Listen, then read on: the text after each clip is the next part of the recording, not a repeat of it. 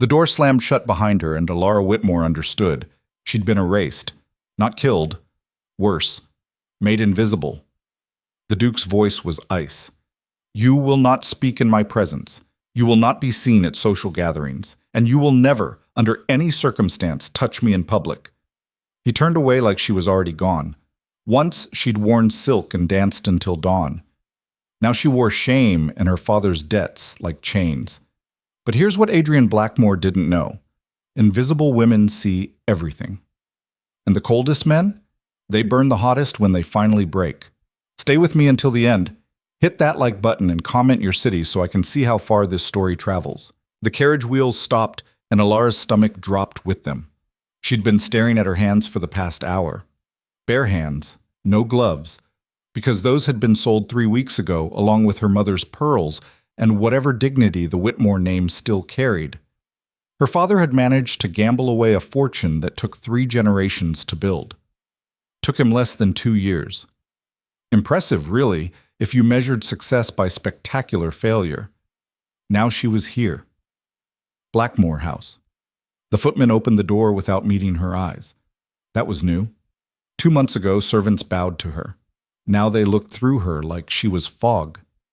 Miss Whitmore, the housekeeper's voice was flat. This way. Alara stepped down, and the first thing she noticed was the cold. Not weather cold. It was June, for Christ's sake, but something else. The house exhaled winter. Black stone, black iron gates, black windows that didn't reflect light so much as swallow it. Whoever designed this place wanted visitors to feel unwelcome, and they'd succeeded beautifully. The entrance hall was worse. Marble floors so polished you could see your own defeat reflected back. A chandelier that probably cost more than her father's total debts, which was saying something. Portraits of grim-faced Blackmores glaring down from the walls like they were personally offended by her existence. The Duke will see you in his study, the housekeeper said. Mrs. Jameson, Alara remembered from the brief letter of employment, if you could call it employment when you had no choice but to accept. They climbed stairs, lots of stairs. Alara's worn boots, her only remaining pair, squeaked against the marble. The sound echoed like an announcement. Poor girl coming through. Make way for the fallen. Mrs. Jameson stopped at a door so large it seemed designed to make humans feel insignificant. She knocked twice, waited for a response that didn't come, then opened it anyway. Miss Whitmore, Your Grace. The study was all dark wood and leather, books lining every wall from floor to ceiling. A fire burned in the hearth, even though it was summer, because apparently this house existed in permanent winter. And behind a desk that could double as a dining table sat the Duke of Blackmore himself. Adrian Blackmore. 32 years old. Inherited the title at 19 when his father died in a carriage accident that everyone whispered wasn't quite an accident. Never married, though every matchmaking mother in London had thrown daughters at him like confetti. Notoriously cold, ruthlessly intelligent, and if the gossip sheets were to be believed, completely heartless. He didn't look up when she entered. Alara stood there, waiting. Mrs. Jameson had already slipped out and closed the door. The clock on the mantel ticked. The fire crackled. Adrian kept reading whatever document held his attention, one hand holding the paper, the other drumming fingers against the desk in a rhythm that suggested impatience. He was handsome, she'd give him that. Dark hair a bit too long, like he couldn't be bothered with regular visits to a barber. Sharp jaw. Aristocratic nose that had probably never been broken because nobody would dare punch a duke. And when he finally looked up, his eyes were gray, not blue-gray or green-gray or any of those romantic variations poets wrote about, just gray. Flat. Empty. Miss Whitmore. Not a question, not a greeting, just acknowledgement that she was a thing in his room. Your Grace, she curtsied, hated herself for it. You understand the terms of your employment. I understand that I have no choice. His mouth did something that wasn't quite a smile. Honesty, how refreshing. He set down the paper. Your father owed me £17,000. I've settled his debts with his creditors. In exchange, you will serve in this household for a period of 5 years. Your duties will primarily involve attending to my aunt, Lady Catherine, who requires a companion. You will live here. You will have 1 afternoon off per week. Your salary will be nothing, Alara finished. My labor is the payment. Precisely. He stood, and she realized he was tall. Very tall. The kind of height that made you feel small even when you were trying to stand straight and proud. But there are additional rules you must understand, rules that extend beyond typical service. Here it comes, Alara thought. The part where he explains exactly how thoroughly she's been reduced. Adrian walked around the desk. His movements were controlled, precise, like everything about him was calculated. You may have noticed that your situation has been a topic of some interest among the ton. You mean they're delighted to see a Whitmore brought low? I mean that your presence in my household could be misinterpreted. He stopped a few feet away, close enough that she could smell his cologne, something expensive and subtle. London society thrives on scandal. I will not provide them with one. I don't understand. Then let me be clear. His voice dropped, went even colder if that was possible. When we are in public, at dinners, balls, any social gathering, you will not speak unless directly addressed. You will not draw attention to yourself. You will remain in the background, invisible.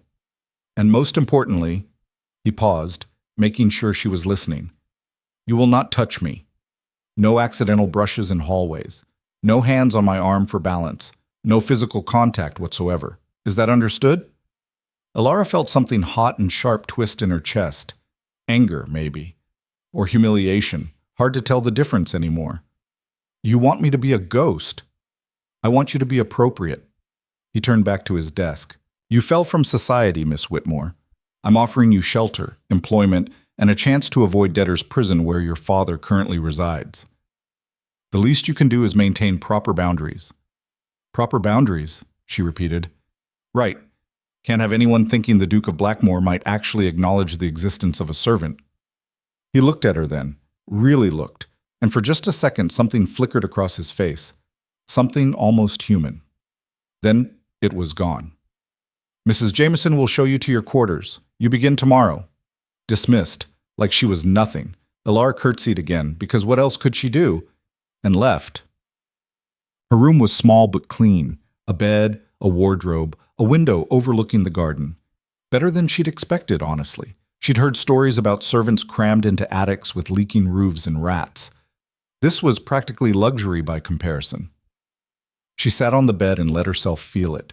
All of it. The weight of 5 years stretching ahead. The knowledge that everyone she'd once called friend would now look past her at parties. The Duke's rules echoing in her head.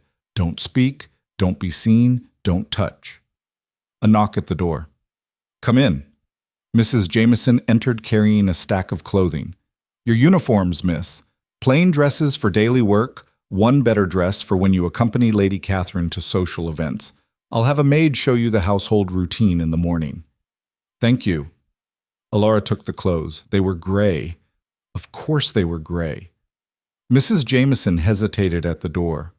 A word of advice, if I may. Please. His Grace. He's not cruel, but he's been alone a long time, prefers it that way. The rules aren't personal. Alara wanted to laugh. Not personal, right. Just casually erasing someone's humanity, nothing personal about it. I understand, she said instead. After Mrs. Jameson left, Alara changed into one of the gray dresses. It fit well enough. She looked at herself in the small mirror above the washstand. Pale face. Dark circles under her eyes from too many sleepless nights. Hair that needed washing. She looked like what she was, a girl who'd lost everything and was trying desperately not to break. Well, if Adrian Blackmore wanted invisible, she'd give him invisible. But she'd remember. Every slight, every cold word, every moment of this humiliation. And someday, when she'd served her 5 years and walked out of this frozen house, she'd make sure he remembered too. Chasset. Lady Catherine was 74 years old, sharp as a knife, and absolutely delighted to have company. Finally, she exclaimed when Alara was brought to her rooms the next morning. Someone under 60 to talk to. Do you play cards, dear? Yes, my lady. Wonderful, and please call me Catherine. My lady makes me feel ancient. She was sitting in a chair by the window, wrapped in shawls despite the summer heat. small and bird-like, with white hair and eyes that missed nothing. "You're the Whitmore girl, the one whose father gambled everything away." Alara felt her cheeks burn. "Yes." "Good. I like people who've suffered. They're more interesting." Catherine gestured to the chair across from her. "Sit. Tell me everything, and don't leave out the scandalous bits." So Alara sat, and because Catherine asked with genuine interest rather than cruel curiosity, she told her about watching their house be stripped by creditors, about her mother's crying, about the night her father was arrested and taken to debtor's prison, about the choice that wasn't a choice, come work for the Duke or end up in prison herself. Catherine listened without interrupting. When Alara finished, the old woman nodded slowly. "Adrian's rules," she said. "The invisible servant nonsense. You know about that?" "Of course I know. I'm old, not blind." Catherine poured tea from a pot that had been sitting on a side table. "He's afraid." "The Duke? Afraid of what?" "Of being human." Catherine handed her a cup. "He wasn't always like this, you know, cold and controlled and desperate to keep everyone at arm's length. When he was younger, well, he smiled more." Alara couldn't imagine it. Adrian smiling seemed as likely as the sun rising in the west. "What happened?" Catherine's face clouded. "Love happened, then loss. Then he decided feeling anything was too dangerous, so he stopped." She sipped her tea. "But you don't want to hear an old woman ramble about the past. Tell me, are you angry about all this? The rules, the servitude, the fall from grace?" Alara considered lying, decided against it. "Furious." "Good," Catherine smiled. "Anger means you're still fighting. The moment you accept this as your permanent station, you've lost." She set down her cup. "Now, let's make a deal, you and I. I'll teach you everything I know about navigating this world, all the secrets, all the leverage points, all the ways to survive when you have no power. And you'll keep me entertained and make sure I don't die of boredom. Fair?" "More than fair." "Excellent. First lesson. In a house like this, the servants know more than the masters. Make friends with them. They'll tell you things my nephew would never say out loud." Over the following days, Alara discovered Catherine was right. The maids whispered about the Duke's late-night habits, how he worked in his study until dawn, how he barely ate, how he never had visitors except on business. The footmen mentioned his charitable work that he kept quiet, funding hospitals and schools in the poorest parts of London. The cook talked about how he always requested simple meals, nothing fancy, like he didn't want to enjoy food too much. And everyone, absolutely everyone, mentioned how he never smiled. Not once in the 7 years since he'd returned from... "From where?" Alara asked the parlor maid, a girl named Sophie who'd been kind to her. Sophie lowered her voice. "Italy. He was engaged, you know. Beautiful girl, merchant's daughter. He loved her, really loved her, but she died before the wedding. Fever, they said. After that, he came back here and just shut down. Became the Ice Duke everyone whispers about now." Alara filed that away. It didn't excuse his coldness, but it explained it. The first social event came faster than she'd hoped. A dinner party, 20 guests.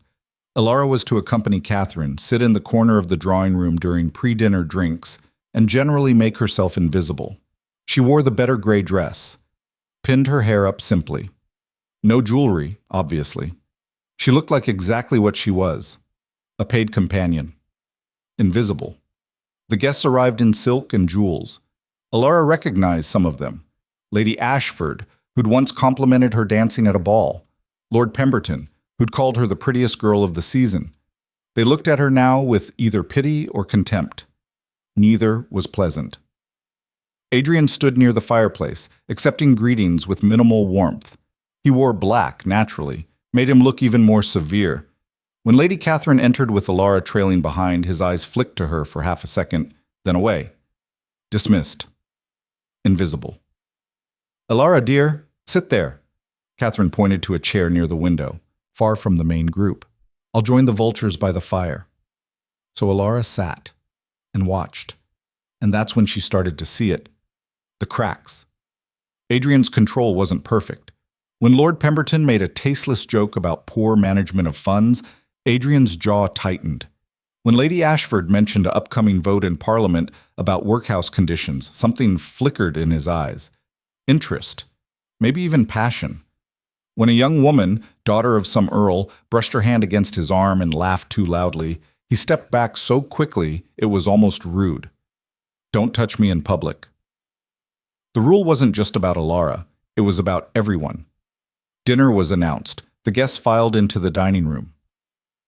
Alara stayed in the drawing room as instructed, alone except for a footman stationed by the door. She could hear them through the walls. Laughter, conversation, the clink of crystal. Everything she used to be part of, now happening without her. The footman, James, she'd learned his name, cleared his throat softly. Bit rough, innit? Sitting out here while they feast? It's fine, Alara lied. No, it's not. But you're handling it better than most would. He glanced toward the dining room. His Grace isn't all bad, you know. Pays fair wages. Never raises his voice. Could be worse. Could be better, too, James grinned. There's that spirit. Good. Don't let them crush it. When the dinner ended and guests returned to the drawing room for after-dinner drinks, Alara resumed her corner position. Catherine found her way over, lowering herself into the adjacent chair with a sigh. Dreadfully boring conversation, she whispered. Lord Pemberton is an idiot, and Lady Ashford keeps trying to marry her daughter to Adrian, as if that'll happen. Why won't it? Because Adrian doesn't want a wife. He wants a fortress. Catherine patted Alara's hand. Stay sharp, dear. The night's not over. She was right. At 10:30, when most of the guests were pleasantly drunk and loose-tongued, Lord Pemberton raised his glass. A toast to our host, the Duke of Blackmore. May he finally find warmth in that frozen heart of his. Awkward laughter. Adrian's expression didn't change. And perhaps, Pemberton continued, swaying slightly, he might start by treating his staff with some kindness. Saw that Whitmore girl sitting in the corner like a punished child. Bit cruel, isn't it? She used to be quality. The room went silent. Alara felt every eye turn toward her. Her face burned. Adrian set down his glass very carefully. Lord Pemberton, you're drunk. Drunk but not blind. The girl's practically invisible in your household. Makes one wonder what sort of man... That's enough. Adrian's voice cut like a blade. Miss Whitmore serves my aunt by her own agreement. Her circumstances are none of your concern. Just saying it looks bad, old boy. Looks like you're punishing her for her father's sins. Adrian took a step forward. I'll say this once. Miss Whitmore's position in this house is appropriate and proper. If you find my household management lacking, you're welcome to leave. Pemberton blinked. Now see here. The door is that way. Silence so thick you could choke on it. Lady Ashford jumped in, desperate to smooth things over. Gentlemen, please, let's not spoil a lovely evening. Lord Pemberton simply had too much wine. We all understand. I understand perfectly, Adrian said, still staring at Pemberton. Some men drink because they have nothing intelligent to say sober. Pemberton's face went purple. But he was sober enough to know you didn't challenge a duke in his own house. He muttered something about needing air and stumbled toward the terrace. The party dissolved after that. Guests made excuses and left early. Within 30 minutes, the house was quiet again. Alara helped Catherine back to her rooms, then retreated to her own. She changed into her nightgown and sat by the window, looking out at the dark garden. A knock. She opened the door to find Adrian standing there, still in his dinner clothes, but with his cravat loosened. He looked exhausted. May I come in? Alara stepped back, too surprised to refuse. He entered but didn't sit, just stood there, filling her small room with his height and presence and that constant coldness. I apologize, he said finally, for Pemberton's behavior. It was inappropriate. You defended me. I defended my household standards. Right, of course. She crossed her arms. Wouldn't want anyone thinking you actually cared about the invisible servant girl. He flinched, actually flinched. That's not, isn't it? She was tired, so tired of swallowing her anger. You make rules about not speaking, not being seen, not touching you like I'm contaminated. You seat me in corners at parties where everyone I used to know can see how far I've fallen. And then you apologize for someone else being cruel? You don't understand. Then explain it to me. Adrian looked at her, and for the first time since she'd arrived, his control cracked. She saw something underneath, something raw and hurting. I can't, he said quietly. Can't or won't? Both. He moved toward the door, then stopped. The rules aren't about you, Miss Whitmore. They're about me. About keeping everyone at a distance where they can't. He cut himself off. Never mind. Good night. He left. Alara stood there, heart pounding, trying to make sense of what just happened. The Duke of Blackmore had come to her room, had apologized, had almost told her something real. She thought about what Sophie had said, about Italy, about the girl he'd loved who died, about a man who decided feeling anything was too dangerous, and she realized Adrian's rules weren't meant to erase her, they were meant to protect him. And the weeks that followed fell into a pattern. Mornings with Catherine, cards, conversation, occasional walks in the garden when the old woman felt strong enough, afternoons reading aloud or helping with correspondence, evenings attending social events where Alara sat in corners and tried not to exist. But something had shifted after that dinner party. Adrian started appearing more often. He'd come to Catherine's rooms to check on his aunt, but his eyes would flick to Alara. Brief glances, nothing more. But she felt them. He'd pass her in hallways and nod, a tiny acknowledgement that she was there. Once, when she was in the library looking for a book Catherine wanted, he was there. Working at one of the tables, papers spread everywhere. Miss Whitmore, Your Grace, I'm sorry to disturb. You're not. He gestured to the shelves. Looking for something specific? Lady Catherine wanted poetry. Wordsworth, I think. He stood, walked to a shelf, and pulled down a volume without hesitation. She prefers the earlier works, more romantic. Thank you. He handed her the book. Their fingers brushed. Both of them froze. It lasted maybe 2 seconds, the smallest contact, but Alara felt it like electricity, and from the way Adrian's eyes widened, so did he. He pulled back. I should, The rule about, we're not in public, Alara said softly. Still, she agreed, but neither of them moved. Can I ask you something? Alara said. Why do you work so much? Mrs. Jameson says you're in your study until dawn most nights. Because work doesn't require feeling. The honesty startled them both. Adrian cleared his throat. I should return to running away again? He stopped, turned back. What did you say? Every time a conversation gets real, you leave. You set rules to keep people away, then you run the moment someone gets close.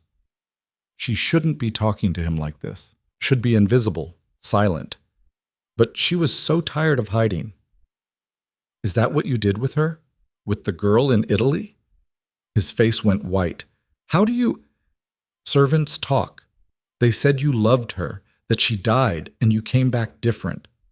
They talk too much. Or maybe you don't talk enough. Alara took a step closer. I understand grief, Your Grace. I lost my entire life. My mother's health broke from the stress. My father's in prison. Everything I was is gone. So I understand running from pain, but your rules, they're not protection. They're a prison. Adrian stared at her like she'd slapped him. You know nothing about my pain. I know you're drowning in it. The air between them was charged, dangerous. Leave, Adrian said, voice shaking. Take the book and leave. Alara picked up the Wordsworth and walked to the door, but she couldn't help herself. She looked back. For what it's worth, she would hate what you've become. She didn't wait for his response. The ball changed everything. It was Lady Ashford's summer event, the social highlight of the season. Catherine insisted on attending despite feeling weak, which meant Alara had to come along. She wore the gray dress, pinned her hair back, made herself invisible. The ballroom was magnificent, crystal chandeliers, silk-draped walls, an orchestra playing Strauss. Everyone who mattered was there, glittering and beautiful and utterly unreachable. Catherine held court in a chair near the refreshments, dispensing sharp comments and sharp advice in equal measure. Alara stood behind her, silent. Adrian arrived late. He always arrived late to these things, like he was making a point. The room noticed him immediately. The Duke commanded attention without trying. He made his rounds, proper greetings, minimal warmth. When he reached Catherine, he bent to kiss her cheek. "Aunt, you look well." "I look old, but I feel well enough to watch you suffer through this nonsense." Catherine gestured to Alara. "Take Miss Whitmore for a walk around the room. She's been standing too long." Both Alara and Adrian froze. "Aunt, that's not appropriate?" "Nonsense. She's my companion. You're my nephew. A brief walk costs nothing." Catherine waved her hand. "Go on." Adrian looked trapped. Alara felt equally panicked, but refusing would draw more attention than complying. "Miss Whitmore?" He offered his arm stiffly. She took it, felt his muscles tense under her fingers. They walked, slowly, around the perimeter of the ballroom where fewer people clustered. "I apologize," Adrian said quietly. "My aunt is determined. She's kind. She's manipulative." Despite everything, Alara almost smiled. "That too." They reached the terrace doors. Adrian hesitated, then guided them outside. The night air was cooler, fresher, fewer witnesses. "About what you said," he began, "in the library. About Juliana." Alara waited. "You were right. She would hate what I've become."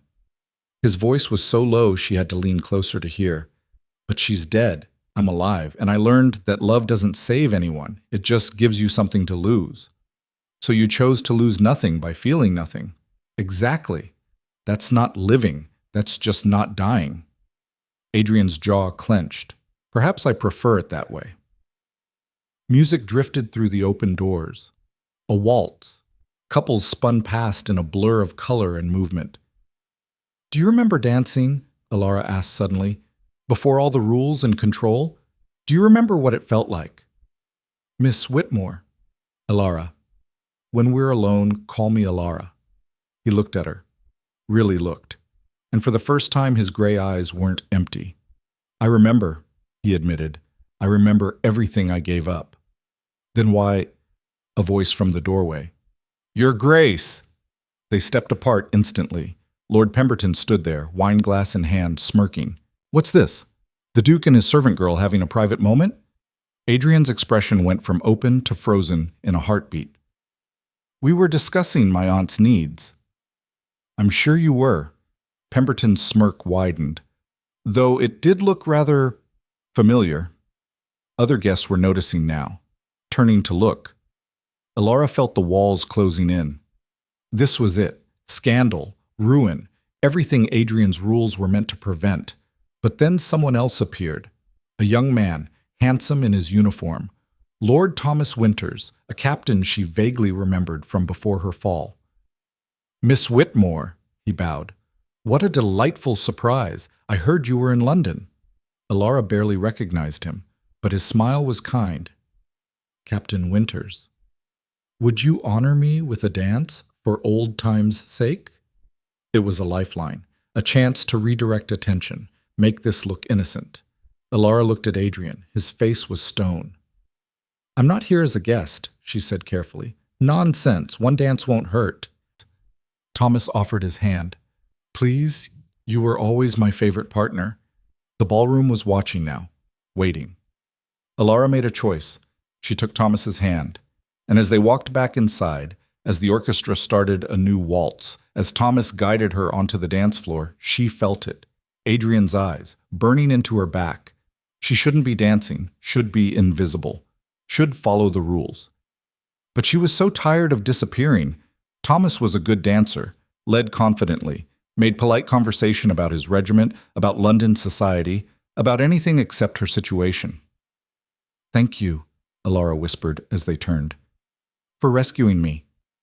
"Seemed like you needed it. Pemberton's a bastard." Thomas smiled. "And you looked miserable standing in that corner. Thought you deserved a moment of being seen." "I'm supposed to be invisible." "Then consider this an act of rebellion." They danced, and Alara let herself feel it. The music, the movement, the sense of being human again instead of a ghost. Across the room, hidden among the crowd, Adrian watched. And something inside him, something he'd kept frozen for 7 years, began to crack. Because watching Alara dance, watching her smile at another man, watching her be visible and alive and free, it hurt. And Adrian Blackmore had built his entire life around not feeling pain, but here it was anyway, burning through his chest like fire. The waltz ended and Thomas Winters bowed like a gentleman. Alara curtsied, her heart still racing, not from the dance, but from the weight of Adrian's stare she'd felt the entire time. "Thank you, Captain." "The pleasure was mine." Thomas lowered his voice. "Though I suspect I've just made an enemy of the Duke. He looked ready to murder me." "He looks like that at everyone." "Not like that, he doesn't." Thomas glanced toward where Adrian had been standing, but the Duke had vanished. "Be careful, Miss Whitmore. Men like Blackmore don't know how to lose gracefully." He left her near the refreshment table. Alara grabbed a glass of water with shaking hands, trying to calm her nerves. Around her, the ballroom buzzed with fresh gossip. She caught fragments. "Did you see? The Whitmore girl, dancing like she still belongs." Lady Ashford materialized beside her, all false concern and sharp edges. "My dear, that was quite bold. Dancing when you're here in service?" She sipped champagne, eyes gleaming. "People will talk." "People always talk." "True, but usually not about servants." Ashford's smile didn't reach her eyes. "The Duke must be mortified. He works so hard to maintain propriety." Alara set down her glass. "If you'll excuse me, I should return to Lady Catherine." "Of course. Back to the shadows where you belong." The words hit like a slap, but Alara kept walking. She found Catherine exactly where she'd left her, looking amused. "Well done, dear. You've given them something to chew on for weeks." "I didn't mean to cause trouble." "Trouble's already here. You just made it interesting." Catherine patted the chair beside her. "Sit. Tell me, did Adrian look as furious as I imagine?" "I don't know. He disappeared." That's worse than fury. That's him running scared." The old woman's eyes twinkled. "Good." Before Alara could ask what she meant, Adrian reappeared. He moved through the crowd like a shark through water, smooth, controlled, dangerous.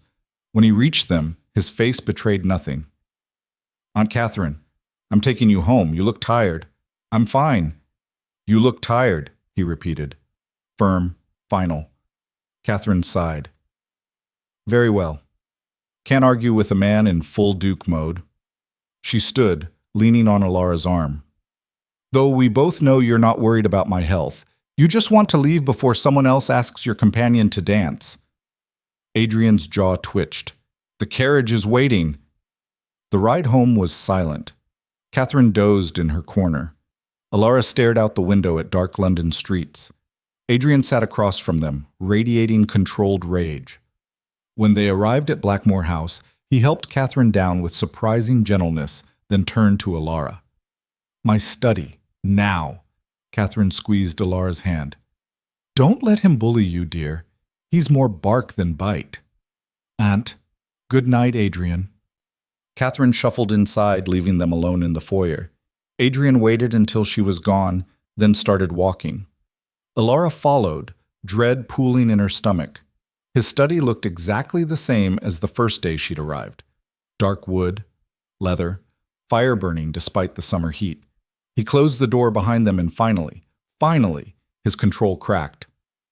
"What were you thinking?" "I was thinking I'm tired of being invisible."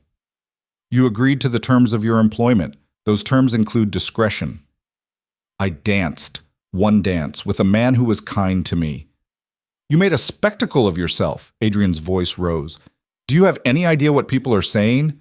Lord Pemberton's already spreading rumors. By tomorrow, every gossip sheet in London will have a version of tonight's events." "What events?" "A servant danced with a captain. Hardly scandalous." "You're not just any servant." He moved closer, and she could see something wild in his eyes. "You're a lady who fell. You're living in my house. And when you dance with other men while under my protection, it looks like—" He stopped, bit off whatever he was about to say. "Looks like what?" Alara demanded.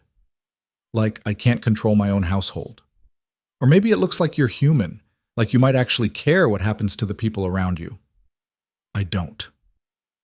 "Liar." Adrian grabbed her arm, not hard but firm. The first time he deliberately touched her.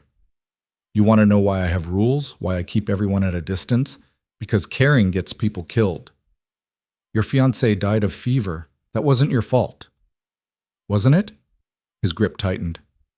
I brought her to Italy. She wanted to stay in England, but I insisted. Said the weather would be beautiful, the art inspiring, and she died in a country that wasn't hers because I was selfish enough to want her near me. Ilara's anger dissolved. Adrian, don't. He released her, stepped back.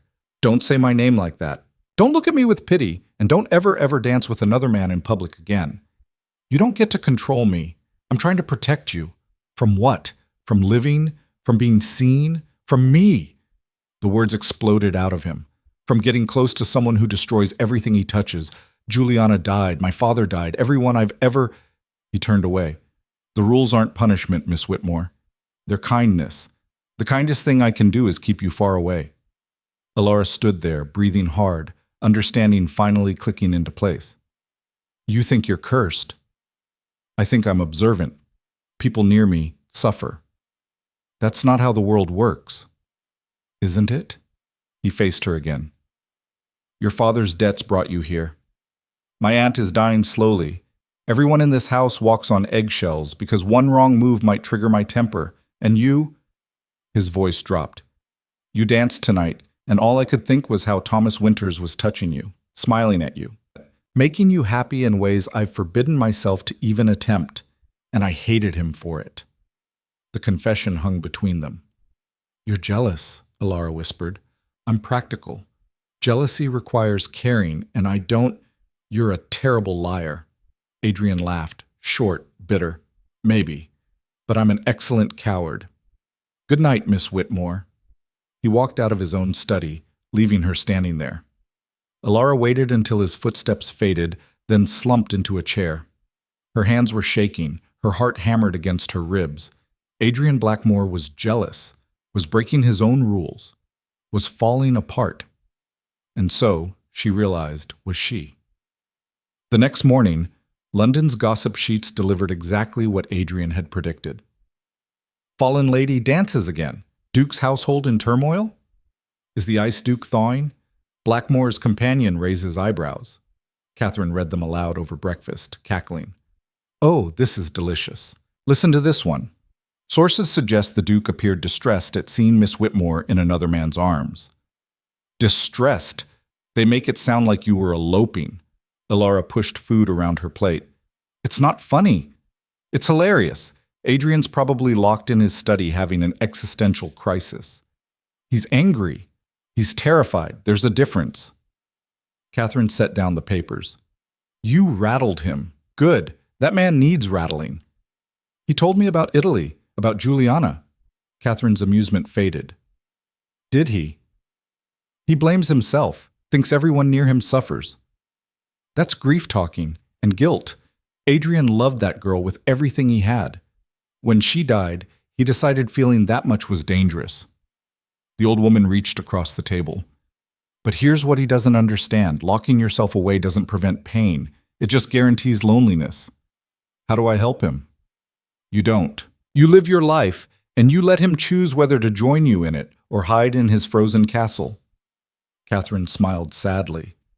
All you can do is be brave enough to exist fully. The rest is up to him. A knock at the door. Mrs. Jameson entered, looking uncomfortable. Miss Whitmore, His Grace requests your presence in the East drawing room. Ilara's stomach dropped. Now? Immediately. She found Adrian standing by the window, hands clasped behind his back. Formal. Controlled. The man from last night, the one who'd confessed jealousy, was gone, replaced by the Duke. You wanted to see me? He didn't turn around. I've made a decision. You'll no longer accompany my aunt to social events. What? Last night proved it's too complicated. People talk, rumors spread. It's better if you remain here when we attend functions. Ilara felt anger ignite. So I'm to be locked away completely now? You'll continue caring for Catherine during the day, but evenings, public evenings, you'll stay home. Because I danced. Because you're becoming a distraction I cannot afford. He finally faced her. I have work that matters, Miss Whitmore. Bills in Parliament, reform efforts, people who depend on me to stay focused and effective. I cannot do that while managing scandals about my household. I'm not a scandal. I'm a person. You're a complication. The word hit like ice water. Complication, that's what she was to him. Fine, Alara kept her voice level. I'll stay invisible. Wouldn't want to complicate the Duke's important work. Miss Whitmore, is that all, Your Grace? Something flickered across his face. Regret, maybe. But it was gone too fast to be sure. That's all. She left before he could see her cry. The following week dragged. Catherine attended 2 dinners and a garden party without Alara. Each time the old woman returned full of gossip and carefully worded questions about whether Alara was all right. She wasn't, but she lied. I'm fine. Really. You're miserable. So is Adrian, though he'd never admit it. I doubt he even notices I'm not there. Oh, he notices. Mrs. Jameson says he's been impossible. Snapping at servants, working until dawn, barely eating. Classic Adrian in crisis mode. Alara tried not to care. Failed. She spent evenings in her room reading or walking the garden after dark when she wouldn't encounter anyone. The house felt bigger and emptier than ever. Then, on the 8th night of her isolation, someone knocked. Adrian stood in her doorway, still in his evening clothes. He looked exhausted. May I? She should refuse, should slam the door. Instead, she stepped aside. He entered and for a long moment just stood there. Finally, I owe you an apology. Several, actually. I don't want your apologies. What do you want? I want you to stop punishing me for making you feel things you're afraid to feel. Adrian flinched. I'm not. Yes, you are. You banished me from social events because watching me dance made you jealous. You call me a complication because I'm disrupting your carefully controlled life, and you keep apologizing while changing nothing. What would you have me do? Announce to London society that I care about a woman in my service? Confirm every rumor they're already spreading? I'd have you be honest. With me, if not with them. Honesty. He laughed without humor. You want honesty? Fine. I think about you constantly. I watch for you in hallways. I listen for your voice through walls. When you danced with Winters, I wanted to drag you away from him and damn the consequences. And it terrifies me because everyone I've cared about ends up hurt or dead or destroyed. Alara's breath caught. Adrian, I'm not finished. He moved closer. You asked what Juliana would think of what I've become. She'd be ashamed. She'd tell me I'm wasting my life hiding from pain instead of living despite it. And she'd be right.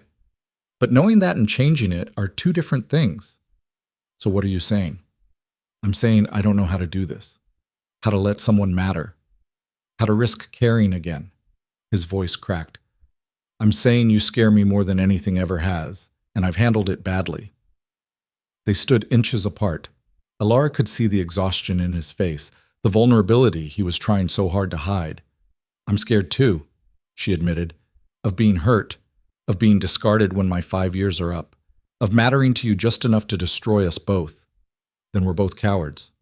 Maybe. Or maybe we're just people who've been broken and are trying not to break again. Adrian reached up slowly, telegraphing his intention, giving her time to pull away. When she didn't, he cupped her face with one hand. I don't have answers, he said quietly. I don't know how this ends. But I'm tired of pretending you don't exist. Good. Because I'm tired of disappearing. He kissed her then. Soft at first, tentative, like he was afraid she'd vanish. But when she kissed back, when her hands found his shoulders and pulled him closer, something shifted. The kiss deepened, turned desperate. 7 years of loneliness. 3 months of fighting attraction. All of it combusted. They broke apart, both breathing hard. This is a terrible idea, Adrian said. The worst. Society will crucify us. Probably. I'll ruin you. You already did. Might as well make it worth it. He smiled, actually smiled, and Alara's heart stuttered. This was what he'd looked like before grief turned him to ice, young and alive and almost happy. I should go, he said, not moving. You should. Neither of them moved. Another kiss. then another, until they were pressed against the door, hands tangled in hair and clothing, making up for months of distance. A cough from the hallway, they sprang apart. Mrs. Jameson stood there, eyes carefully averted. "Forgive the interruption, Your Grace, but Lady Catherine requires Miss Whitmore's assistance. She's taken ill." Adrian stepped back immediately. "How ill?" "Coughing fits, struggling to breathe. I've sent for the doctor." They ran. Catherine's room was chaos. Maids hovering, the old woman propped on pillows, gasping for air. Her face was gray. "Aunt?" Adrian knelt beside the bed. "The doctor's coming. Just breathe." "Trying," Catherine wheezed. "Not easy." Alara grabbed her hand. "Squeeze if you can hear me." A weak squeeze. The doctor arrived within 20 minutes, an eternity of watching Catherine struggle for each breath. He examined her thoroughly, face grave. "Her lungs are filling with fluid. At her age, with her heart condition." "Fix it," Adrian demanded. "Your Grace, I can make her comfortable, but her body is failing. It's been failing for months." The doctor's tone gentled. "Days, perhaps. Maybe a week if she's strong." Adrian went pale.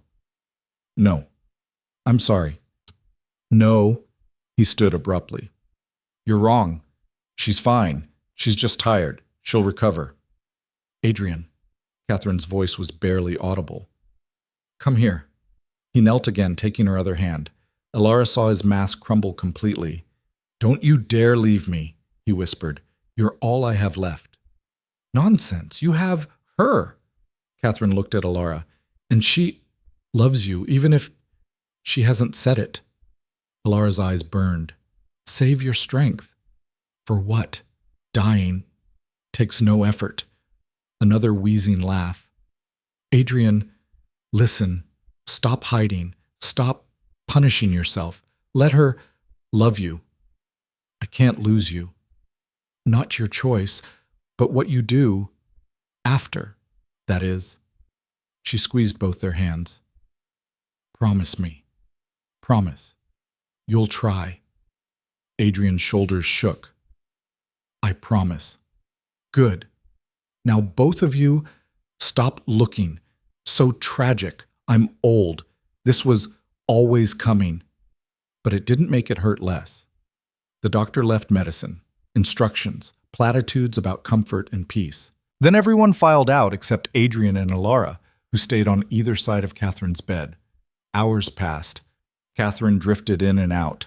Sometimes she'd wake and say something sharp and funny. Other times she just breathed, each inhale labored. Near dawn, she opened her eyes and looked at Adrian. "Your father would be proud, even with all the freezing yourself. Nonsense. You're good. Don't forget." "Rest, Aunt. I'll rest forever soon. Let me talk." She turned to Alara. "You. Don't let him hide again. Make him live." "I will. Promise." "I promise." Catherine smiled. "Good girl." Her eyes closed. "Tired now." They sat vigil as morning light crept through the windows. The house was silent except for Catherine's breathing, slower now, shallower. Around 9, she opened her eyes one last time. "Adrian, you're not cursed, just unlucky. There's a difference." "I know." "Then act like it." She took one more breath, released it slowly, and didn't take another. Adrian made a sound like he'd been punched. Alara felt tears stream down her face. The woman who'd shown her kindness, who'd taught her to fight, who'd pushed Adrian toward feeling again, gone. Adrian stood abruptly. He couldn't finish, just walked out. Alara wanted to follow, but she stayed, closing Catherine's eyes gently, whispering a goodbye the old woman couldn't hear. When she finally left the room, she found Adrian in his study. He stood by the fire, always a fire, always cold, staring at nothing. "Adrian, don't." His voice was shattered. "Don't comfort me. Don't tell me it's all right. It's not." "I wasn't going to." He turned and his face was raw. "She was the only family I had left. The only person who knew me before I became this This thing I am now. You're not a thing, aren't I? Cold, controlled, afraid to feel anything because feeling leads to loss? He laughed bitterly. She wanted me to live, to stop hiding. But all I want to do is lock every door, close every window, and never let anyone close enough to hurt me again. Alara walked to him. Do it then. Lock the doors.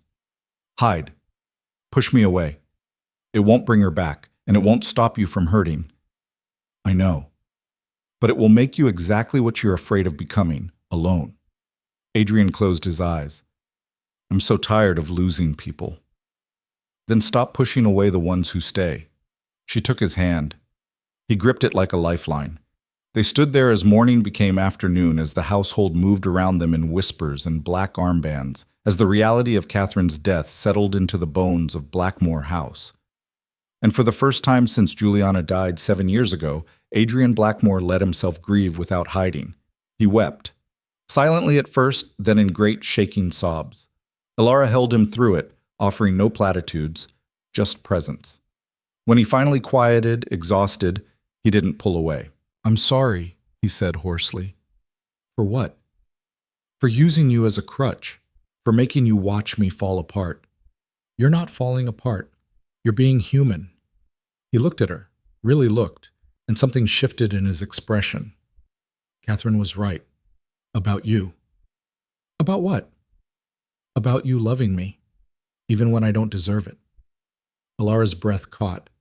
She hadn't realized it was so obvious. Adrian, don't deny it. I can see it in how you look at me, how you stayed despite every cold word, every rule designed to push you away. He touched her face. And I'm terrified because I feel it too. This thing I swore I'd never feel again. What thing? Love, hope, the desperate, dangerous belief that maybe I could have this. Have you? Without everything burning down. You could. You don't know that. Neither do you. But we could find out.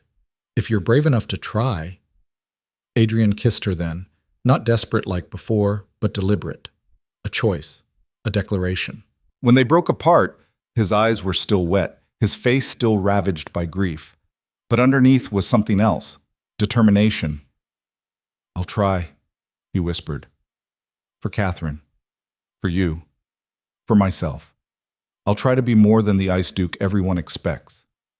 That's all I'm asking. They stood together in his cold study, holding each other while the household prepared for a funeral, while London's gossip mills churned, while the future loomed uncertain and dangerous.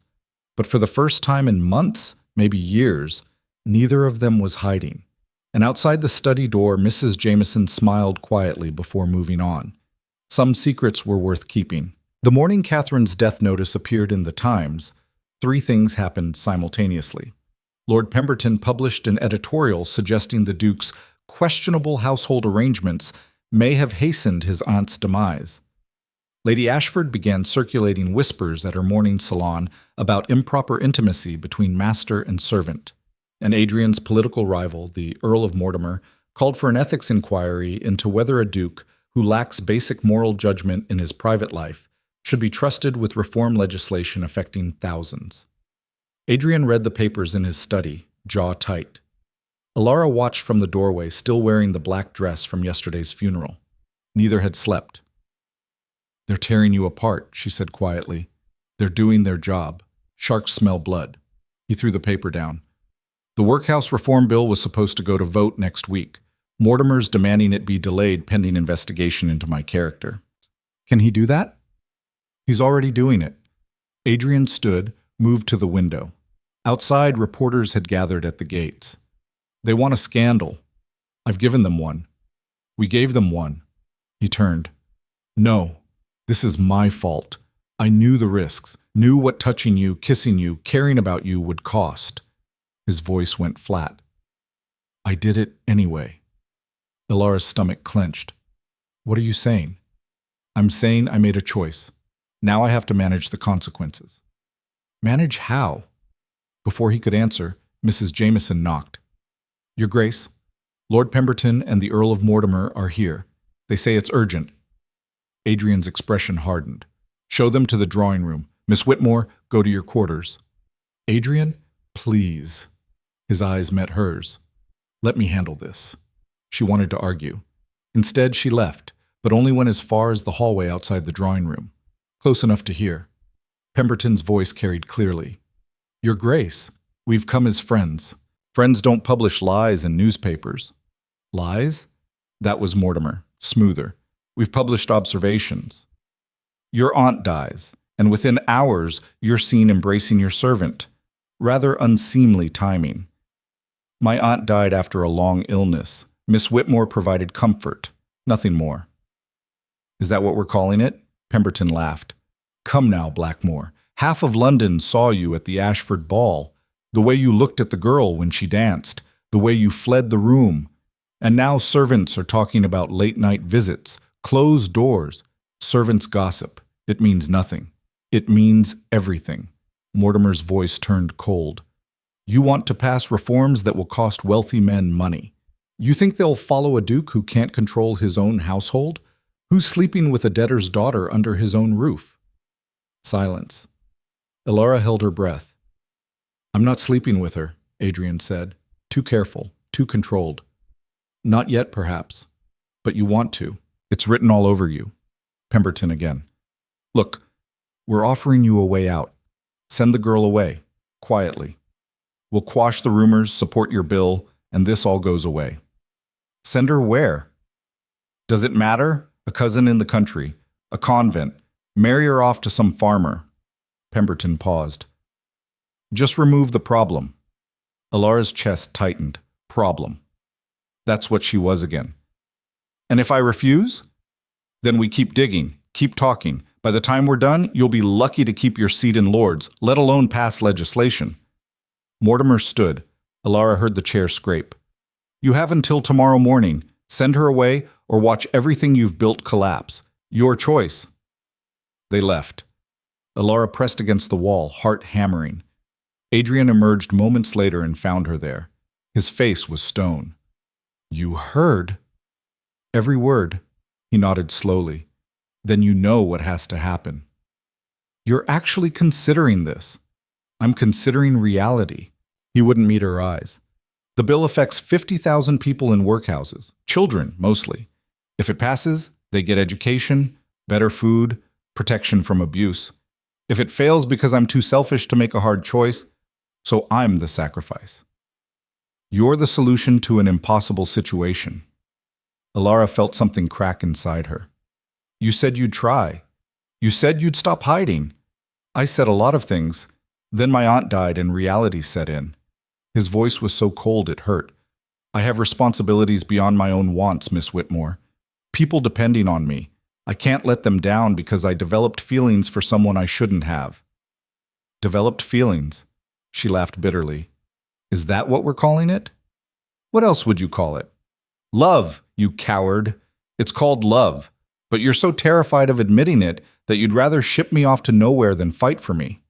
Adrian flinched. You don't understand. I understand perfectly. You're doing exactly what you've always done, choosing safety over risk, control over connection.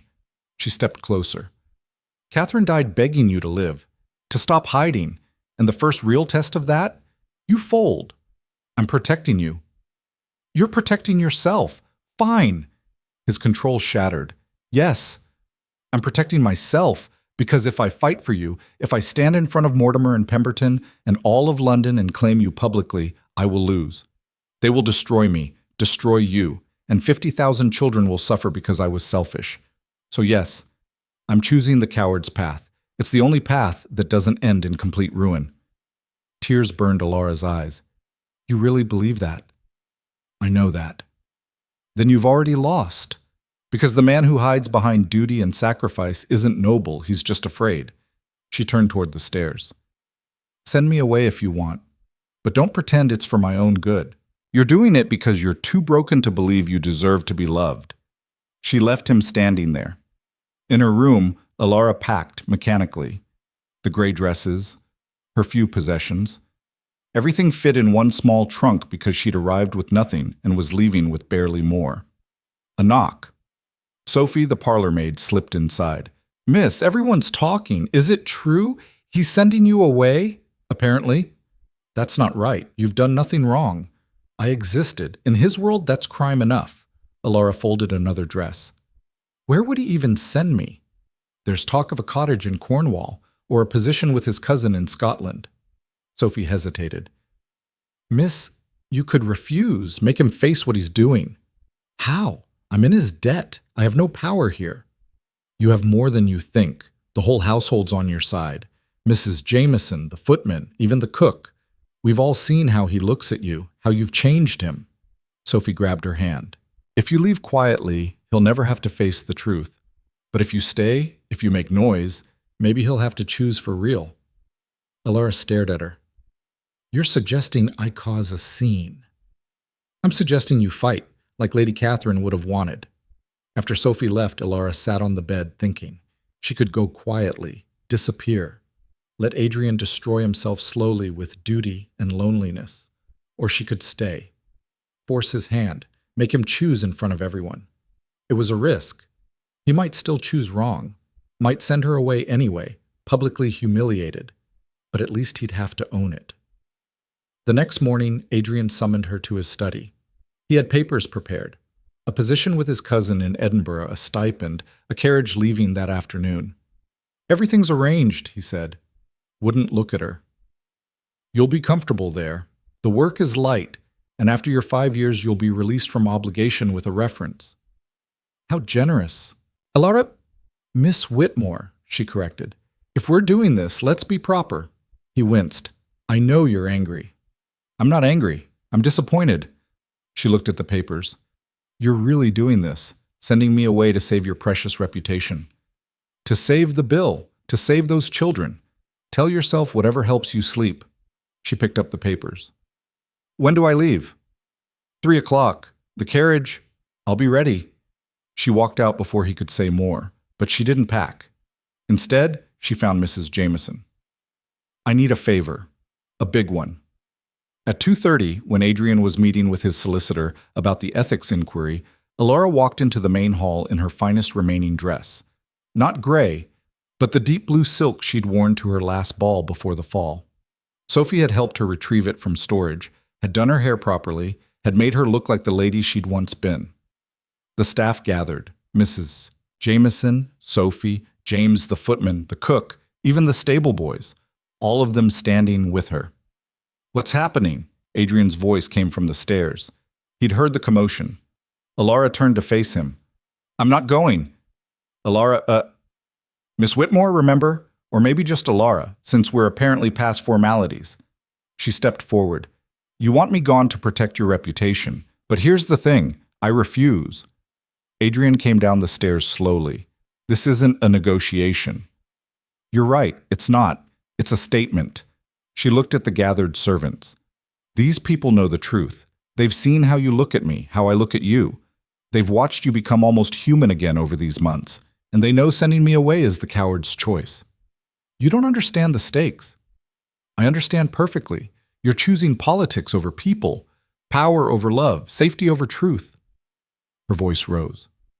Well, I'm done being invisible. I'm done disappearing to make your life easier. If you want me gone, you'll have to physically remove me. In front of everyone. Own what you're doing. Adrian's face went pale. You're making this impossible. Good. Because it should be impossible. Choosing between love and duty shouldn't be easy. There is no choice. The bill will pass or fail based on its merits, not on who you're sleeping with. She stepped closer. But even if it fails, even if you lose everything, wouldn't it be worth it to have something real? Someone who sees you, who loves you despite all the frozen edges and broken parts? The hall was silent, every servant watching, waiting. Adrian looked around at them, then back to Alara. You're asking me to risk everything. I'm asking you to live, like you promised Catherine. If I do this, if I choose you, they will destroy us both. Then we'll be destroyed together, but at least we'll be honest. For a long moment, Adrian just stared at her. She could see the war in his eyes, duty versus desire, fear versus hope. Then his shoulders sagged. I can't. I'm sorry, but I can't. The words landed like blows. You're still sending me away. The carriage leaves in 20 minutes. Please, Alara, don't make this harder. She felt tears streak down her face. You're a coward. I know. I love you. His breath caught. I know that too. And you're sending me away anyway. Yes. Alara wanted to scream, to throw things, to make him hurt the way she was hurting. Instead, she straightened her spine. Fine, I'll go. But understand this, you'll regret it. Not today, maybe not tomorrow. But someday you'll wake up in your cold house with your important work and realize you had a chance at happiness, and you threw it away because you were too afraid to believe you deserved it. She turned to the servants. Thank you for trying. Mrs. Jameson stepped forward. Miss, you don't have to. Yes, I do. He's made his choice. She looked back at Adrian one last time. Goodbye, Your Grace. I hope your bills and reforms keep you warm at night. She walked toward the stairs, and that's when the door burst open. Lord Pemberton stood there with 3 other men, journalists by the looks of them, notebooks out, eyes gleaming. Perfect timing, Pemberton said. What's this? Lovers' quarrel? Adrian moved in front of Alara instinctively. Get out of my house!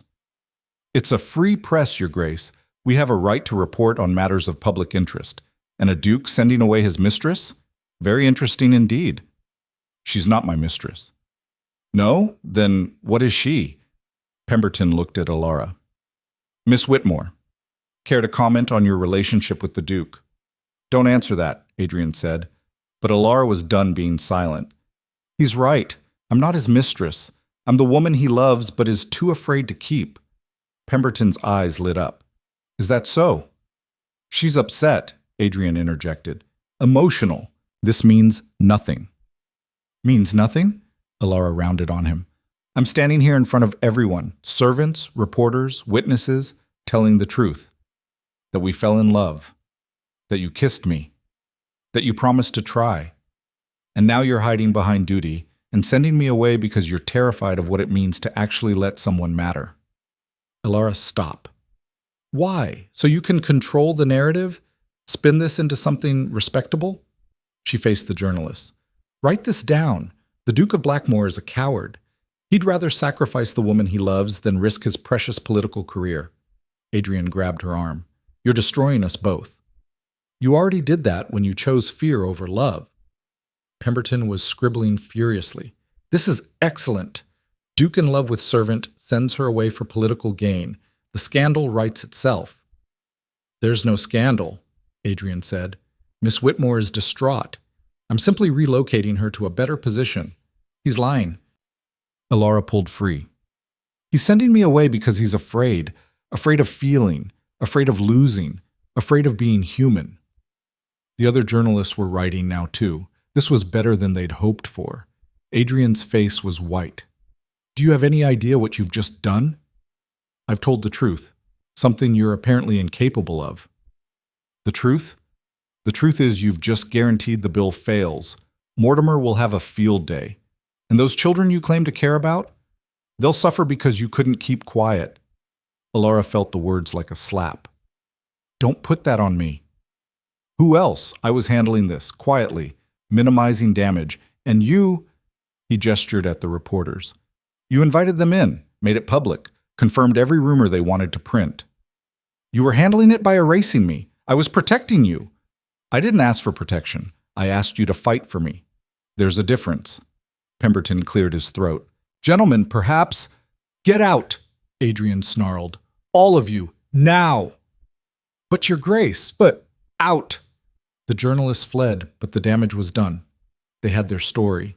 By evening, every paper in London would be running it. Adrian and Alara stood alone in the hall. The servants had quietly disappeared. You've ruined everything, Adrian said quietly. No, you did that when you chose politics over people. Those politics feed families, house orphans, provide education to children who'd otherwise die in factories. But you're right. Why should they matter when compared to our feelings? Alara felt sick. That's not fair. None of this is fair. That's the point. I didn't want to send you away. I didn't want to choose. But you forced me into a corner, and when I made the hard choice, You burned it all down out of spite. It wasn't spite, it was honesty. It was selfish. The word hung between them. If that's what you think, Alara said slowly, then maybe you're right. Maybe I should go. The carriage is waiting. She nodded, numb now, too hurt to feel anything else. She went upstairs, grabbed her trunk, and came back down. Adrian was still there, watching. For what it's worth, he said, I do love you, but love isn't enough when the cost is measured in children's lives. Then I guess we have different definitions of love. She walked to the door. Goodbye, Adrian. Outside, the carriage waited. James helped her with the trunk, his face sympathetic. As they pulled away, Alara looked back at Blackmore House one last time. Adrian stood in the doorway, frozen, watching her leave. And she realized he wasn't going to stop her. Even now, even after everything, he was letting her go. The carriage rolled through London streets, past buildings and crowds, and life continuing on like her heart wasn't breaking. They'd almost made it to the city's edge when a rider came galloping up, flagging them down. James stopped the carriage. What's this? The rider was out of breath. Message for Miss Whitmore, from the Duke. Alara's heart leapt. He'd changed his mind. He was calling her back. She tore open the note. Inside was a bank draft for £5,000 and a single line. For your future. I'm sorry it couldn't include me. Not a recall. A goodbye. Alara crumpled the note. Tears she'd been holding back finally broke through. Miss? James asked. Do we turn back? She wanted to say yes, wanted to race back and fight harder, make Adrian see reason, but she was so tired of fighting alone. No, she whispered. Keep going. The carriage rolled on, and in Blackmore House, Adrian sat in his study, the fire burning as always, the cold seeping in regardless, and read the morning's first edition. Duke's love scandal, Blackmore admits affair, sends lover away. Beneath it, Mortimer's statement.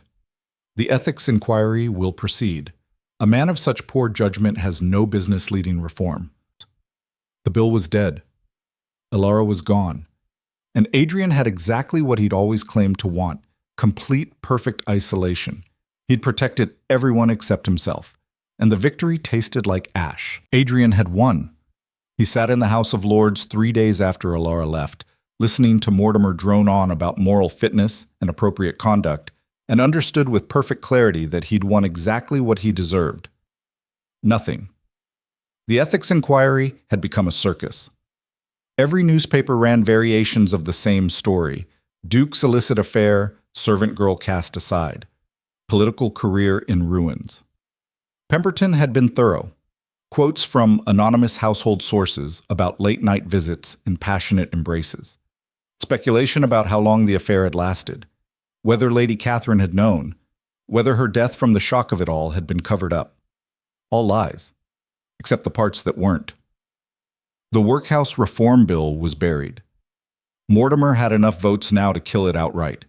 50,000 children would remain in conditions that broke bodies and spirits because Adrian Blackmore had fallen in love and handled it catastrophically. Your Grace?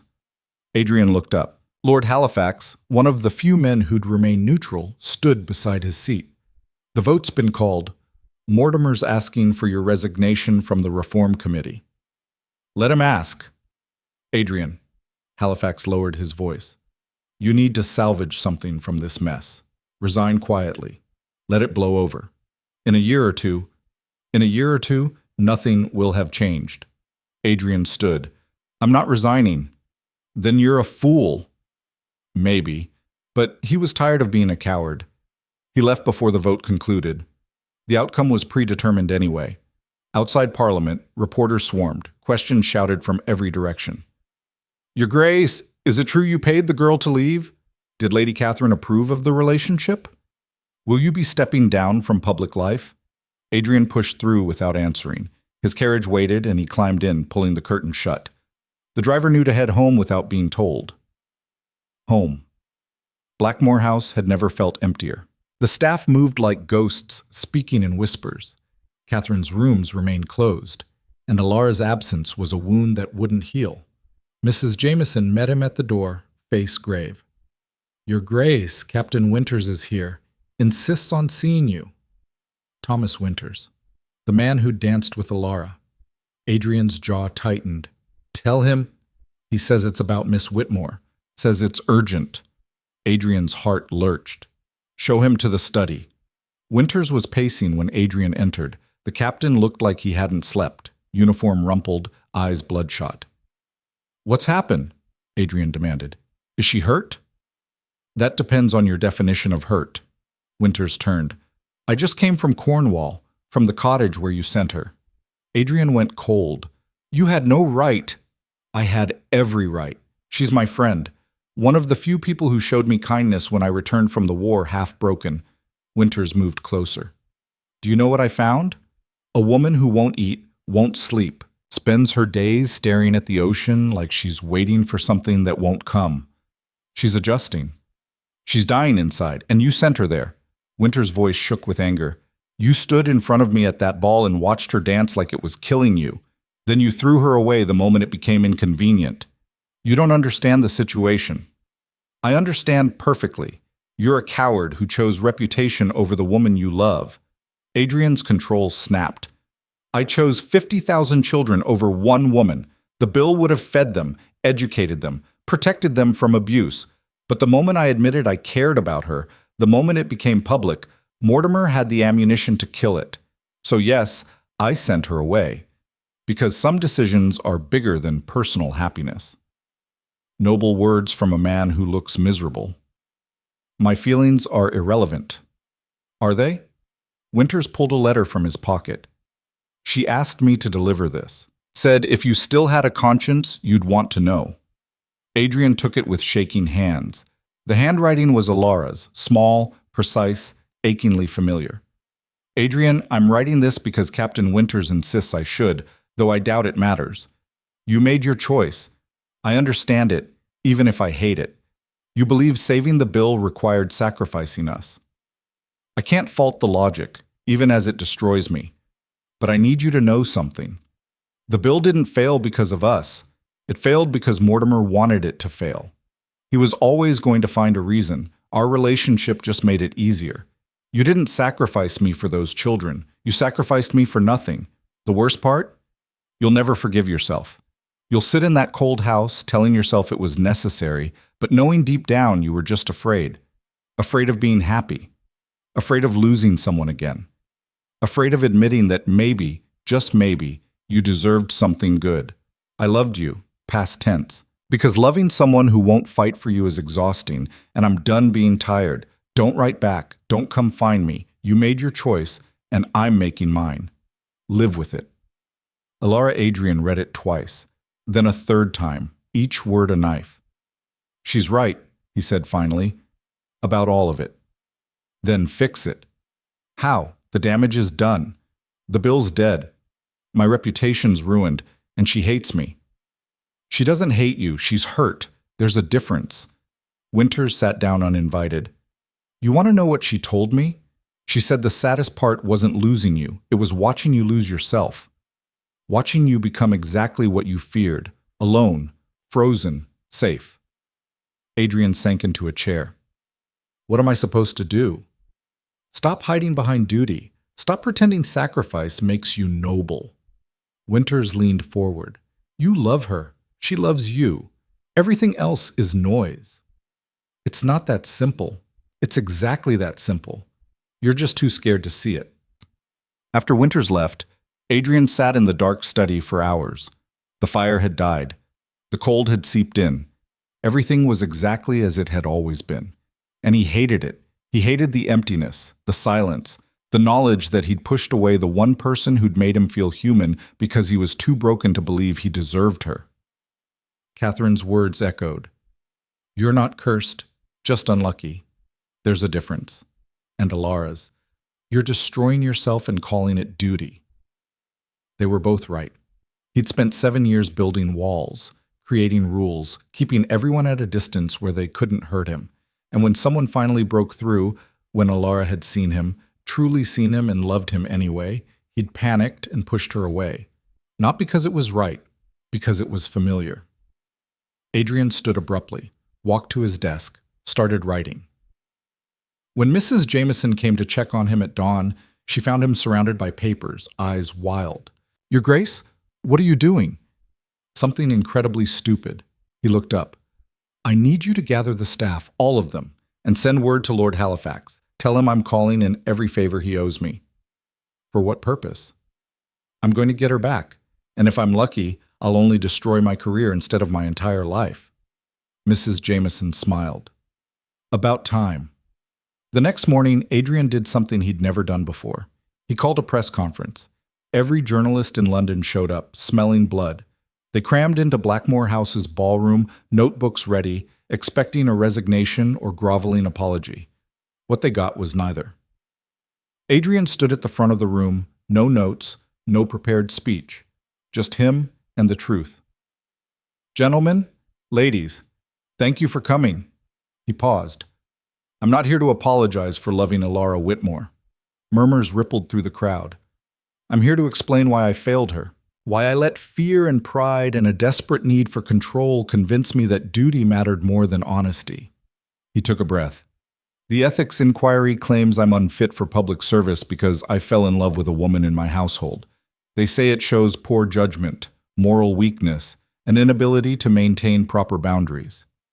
Pemberton, sitting in the front row, smirked. "They're right," Adrian said. The smirk faltered. "I did show poor judgment, not in loving her, but in how I handled it. I should have been honest from the start.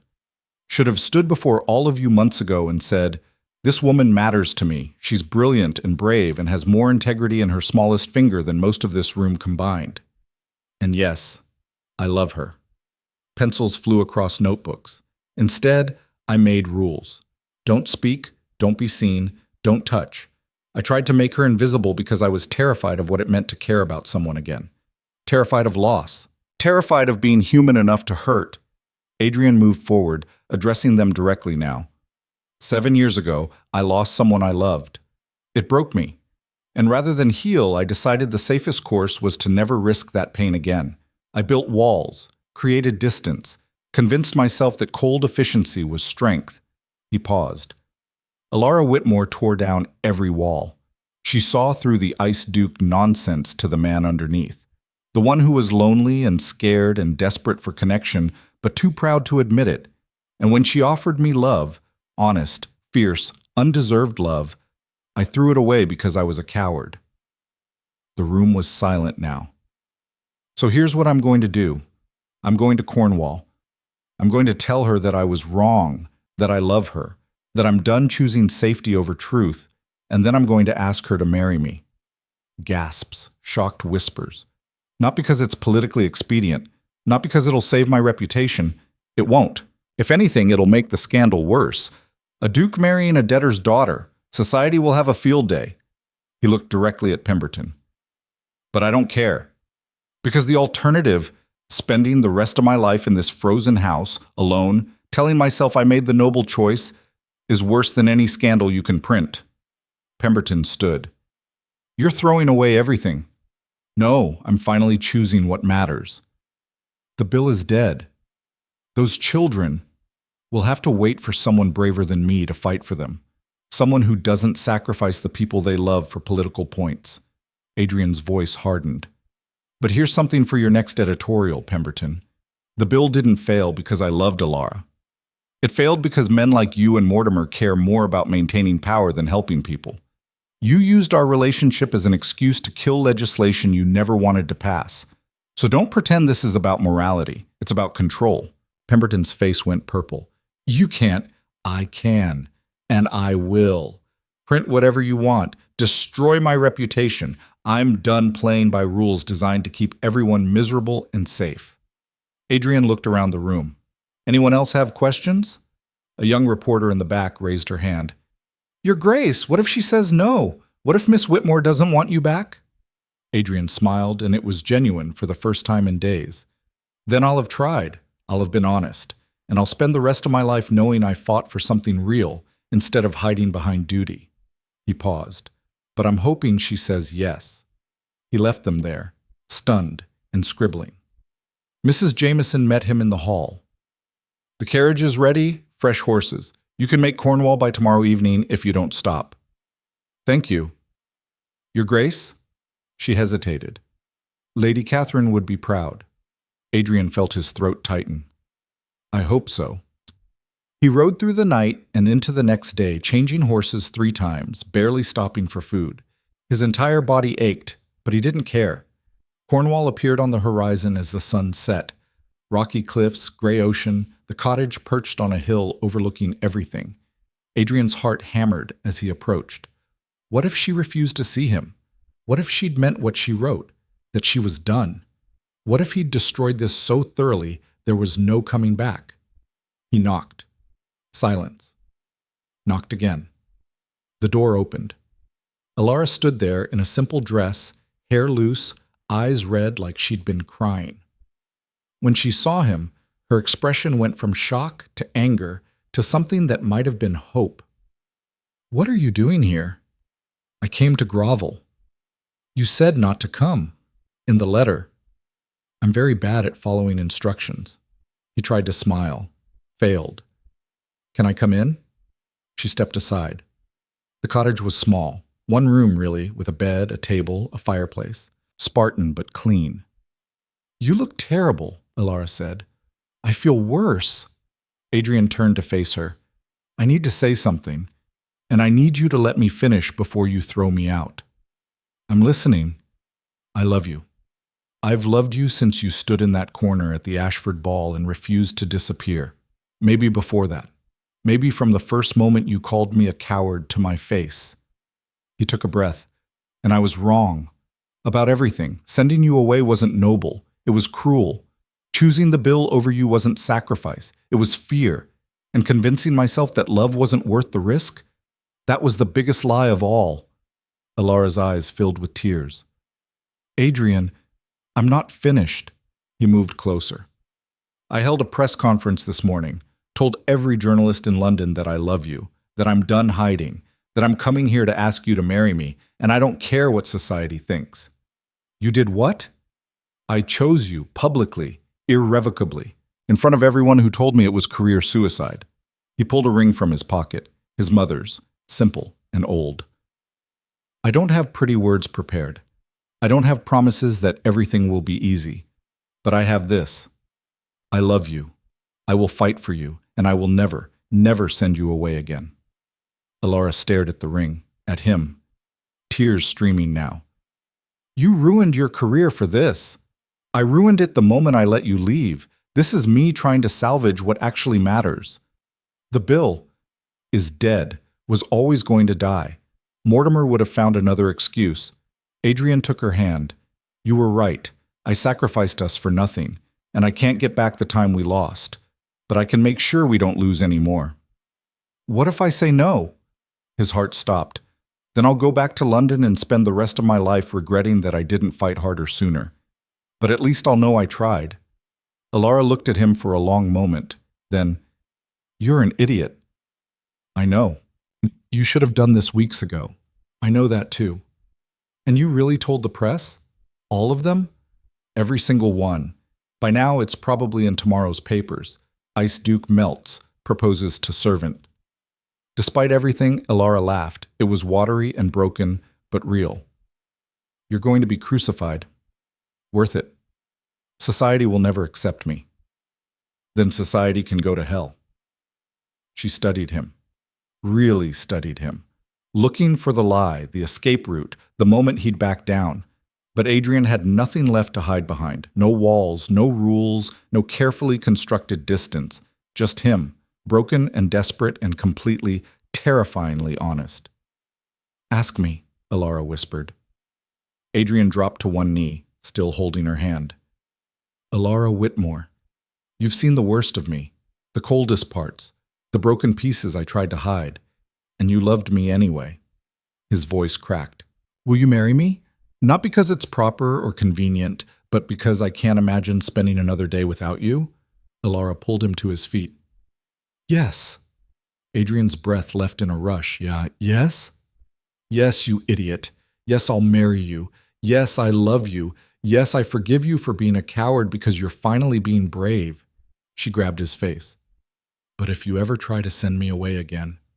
He kissed her, desperate and grateful and drowning in relief. When they broke apart, both crying now, Adrian slid the ring onto her finger. It was my mother's. It's perfect. You're perfect. I'm really not. I'm stubborn and angry, and I told the entire household you were a coward. You weren't wrong. Alara laughed again. We're going to be a disaster.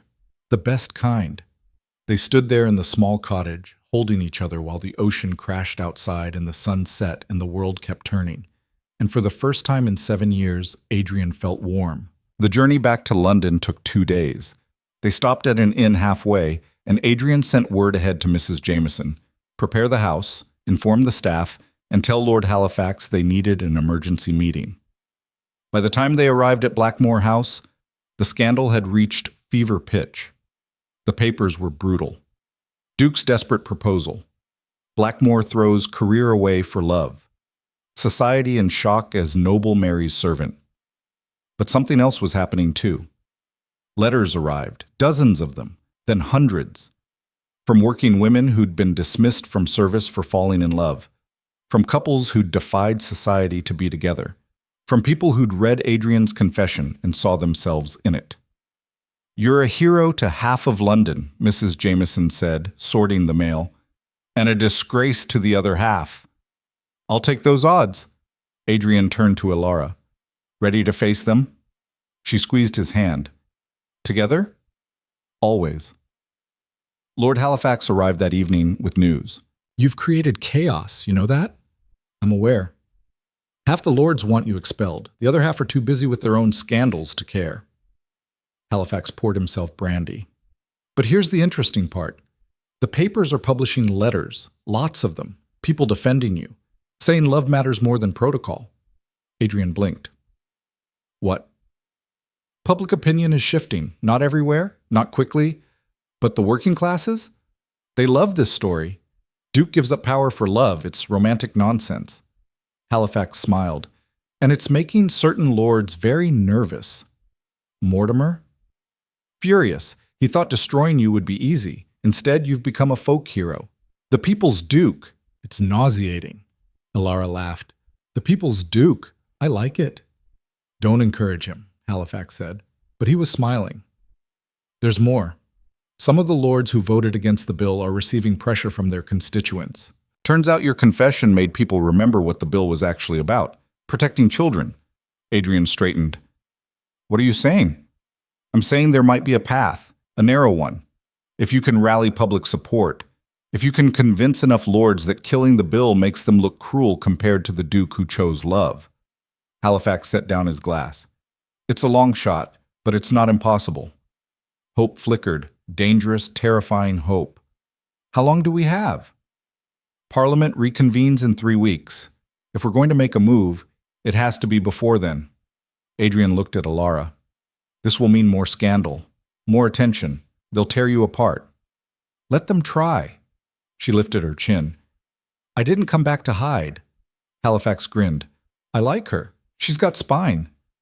Over the next 2 weeks, Adrian and Alara did something unprecedented. They went to the people, not the lords, not society, the workers, the mothers, the families whose children were trapped in workhouses.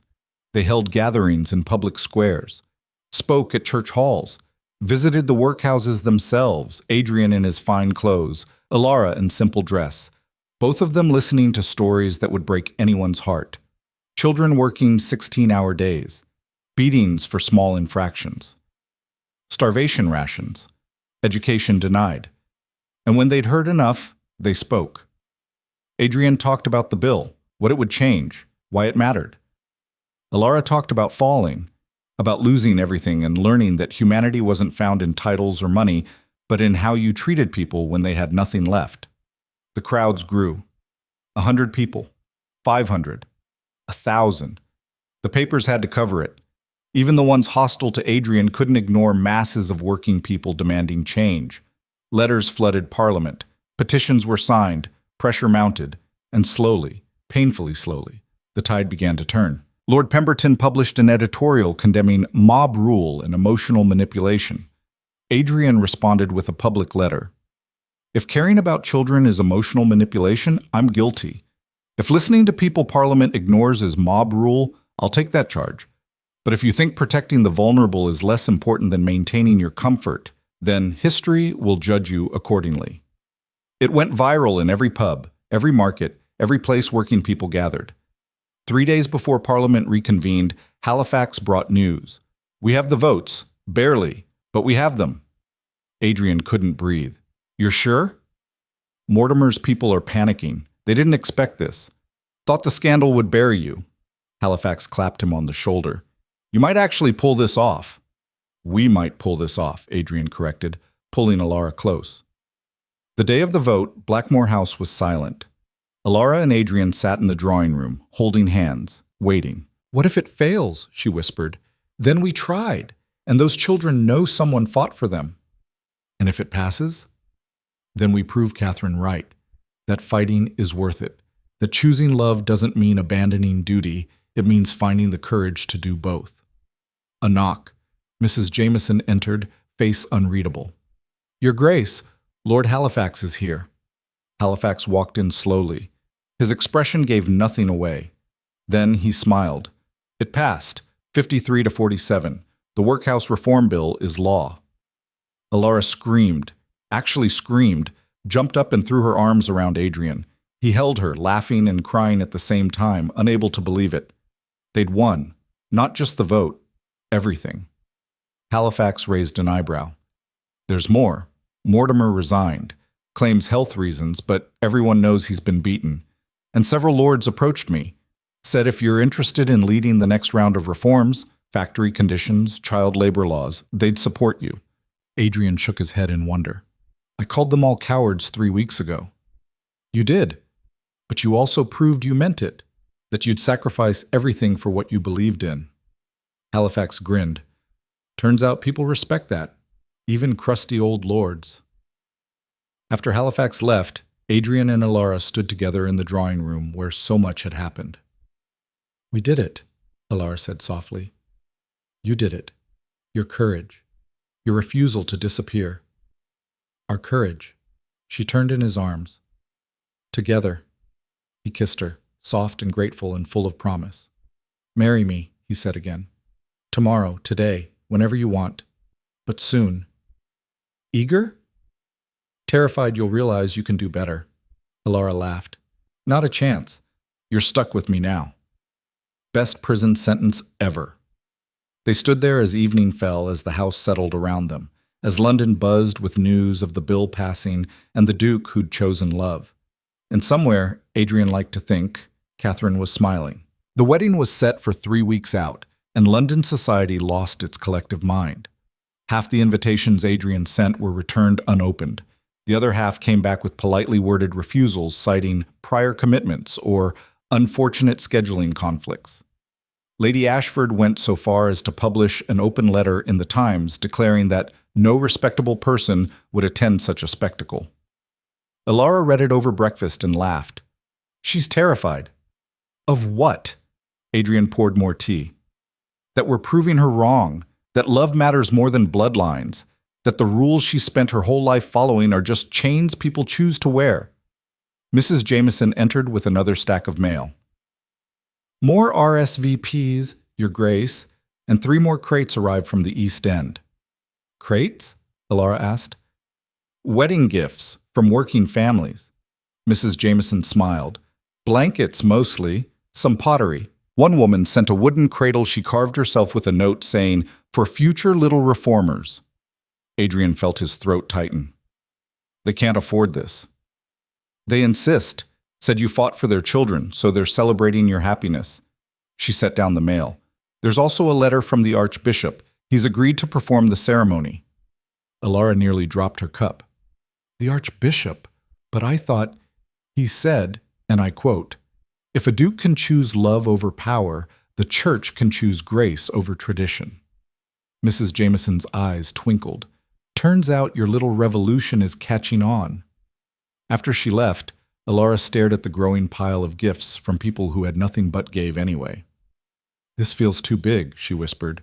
Like we're not just getting married, we're making a statement. We are. Adrian took her hand. Every couple who's ever been told they don't belong together is watching.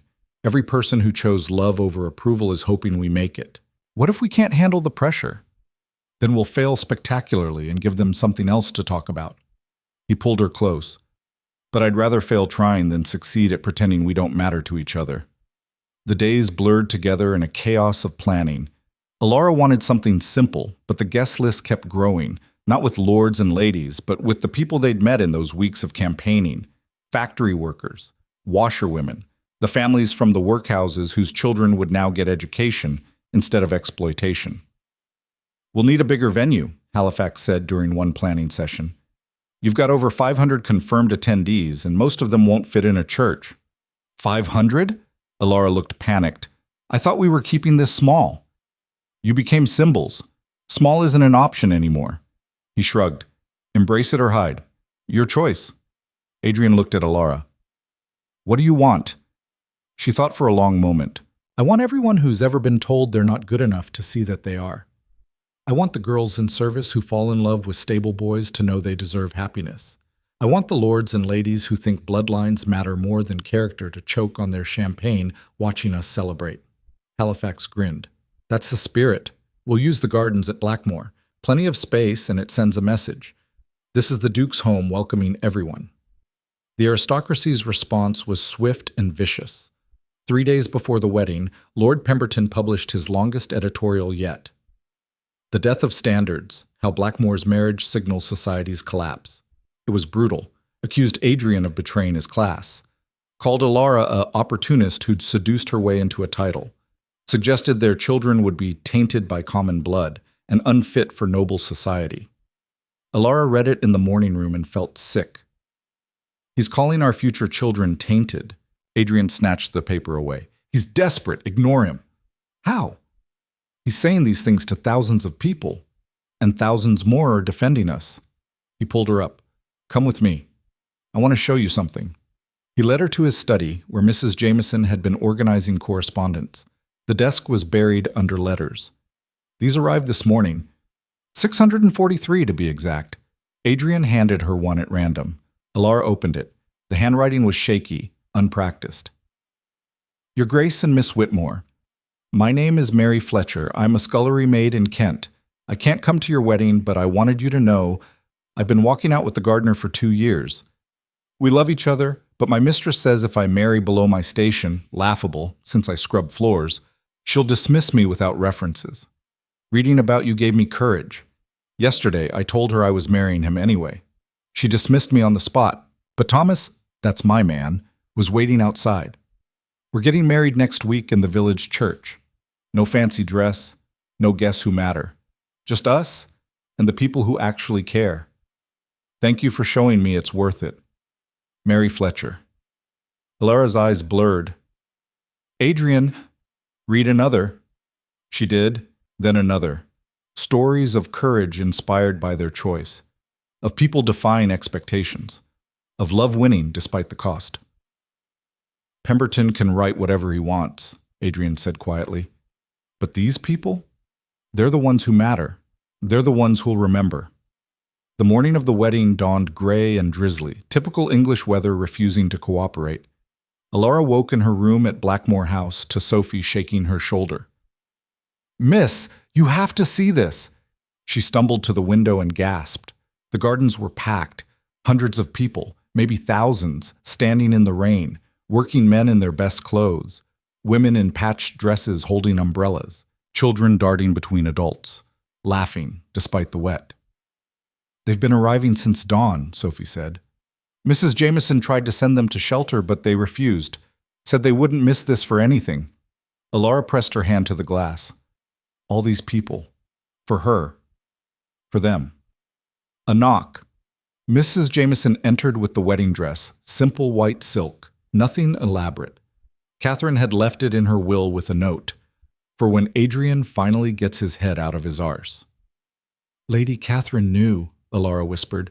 "She always knew. Just took you both forever to catch up." Mrs. Jameson smiled. "Now come on. Can't keep a duke waiting. Bad form." Across the house, Adrian was having his own crisis. "I can't do this." Halifax looked up from adjusting his cravat. Bit late for cold feet. Not cold feet, Adrian gestured helplessly. What if I'm not enough? What if I fail her? What if I fall back into old habits and push her away? Then she'll call you an idiot, and you'll apologize. That's how marriage works. Halifax clapped his shoulder. You're not perfect, Adrian. Neither is she. That's the point. You chose each other knowing the flaws. Now stop spiraling and get out there before she thinks you've run off. The ceremony was held in the garden despite the rain. The archbishop stood under a hastily erected canopy, looking amused at the chaos. Adrian waited at the makeshift altar, heart hammering. The crowd pressed close. No neat rows, no assigned seating, just people wanting to witness something real. Music started. Not an organ, but a fiddle player from the East End playing something lively and slightly off-key. And then Alara appeared. She walked alone, no father to give her away, because her father was still in debtor's prison, and she'd refused to ask Adrian to intervene. I walk to you on my own, she'd said. No one gives me away. I choose this myself. She was beautiful, not in the polished, perfect way of society ladies, but in the way of someone who'd fought for every step and refused to be broken. Their eyes met, and Adrian forgot to breathe. She reached him, took his hands. Hi, she whispered. Hi yourself. The archbishop cleared his throat. Dearly beloved, we are gathered here. He paused as someone in the crowd shouted, Get on with it. Laughter rippled through. Very well, this is a wedding, not a sermon. Adrian, Duke of Blackmore, do you take this woman to be your wife? I do, absolutely, no question. More laughter. Alara Whitmore, do you take this man to be your husband? Alara looked at Adrian, really looked at him, saw the fear and hope and desperate love in his eyes. I do. Then by the power vested in me, and with apparently the entire working class of London as witnesses, the archbishop grinned. I pronounce you husband and wife. Kiss her before this crowd riots. Adrian pulled Alara close and kissed her as the crowd erupted in cheers. Rain fell harder, but no one cared. People were crying, laughing, hugging strangers. When they finally broke apart, both soaked and grinning, Alara whispered, We actually did it. We actually did. Someone started singing, a folk song about love conquering all. Others joined in. Within moments, the entire garden was singing, this mismatched crowd of workers and reformers and people who'd been told they didn't matter, all celebrating two people who'd chosen each other despite everything. Adrian looked around at them and felt something shift fundamentally in his chest. This was what mattered.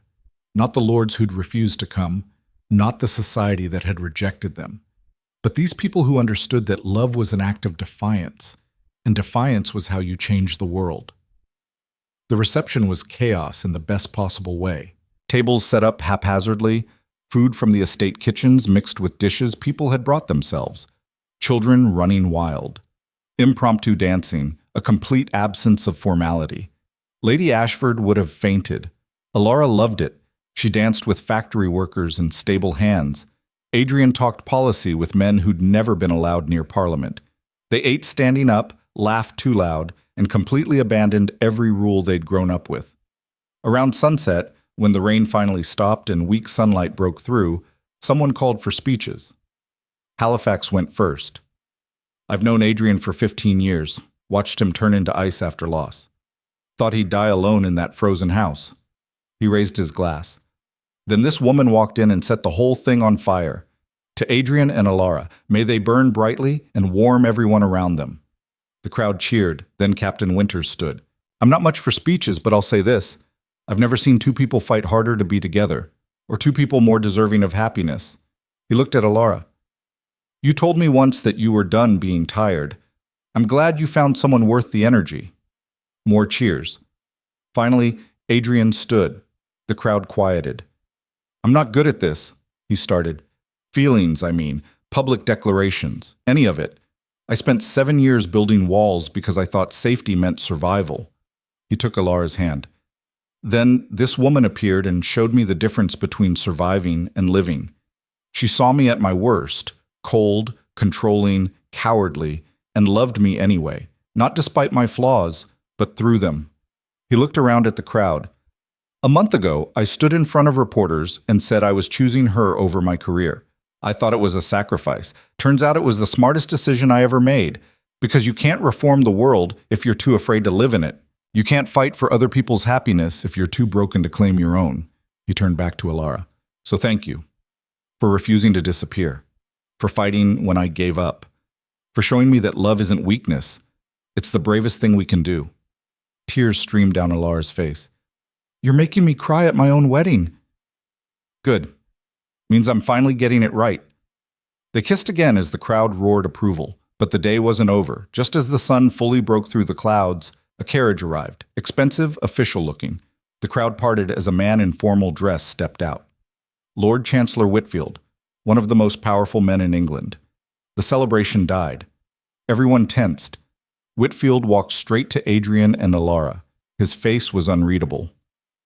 Your Grace, Duchess. He bowed slightly, acknowledging her title even though society hadn't yet. Forgive the intrusion. Lord Chancellor. Adrian's voice was wary. What brings you here? A message from the Queen. Silence. Complete total silence. Whitfield pulled out a letter bearing the royal seal. Her Majesty has been following your situation. The scandal, the wedding, the reform work. He handed the letter to Adrian. She asked me to deliver this personally. Adrian broke the seal with shaking hands. Read silently. His expression shifted from fear to shock to something that might have been joy. What does it say? Alara whispered. He looked at her, then at the crowd. Her Majesty congratulates us on our marriage. Says she's been a widow long enough to know that love is rare and precious, and that any man willing to sacrifice his reputation for the woman he loves has her respect. Gasps rippled through the crowd. There's more, Adrian continued. She's appointing me to the Royal Commission on Labor Reform, direct authority to investigate factory conditions, child labor, workers' rights. He looked at Whitfield. This is real? Signed this morning. She was quite insistent. Whitfield's stern expression cracked slightly. Between you and me, Your Grace, you've made things very difficult for those of us who prefer quiet governance. But you've also reminded us why we're supposed to be doing this in the first place. So yes, it's real. And frankly, you've earned it. The crowd exploded, cheering, crying, hugging each other. The Queen herself had blessed this marriage, had validated everything they'd fought for.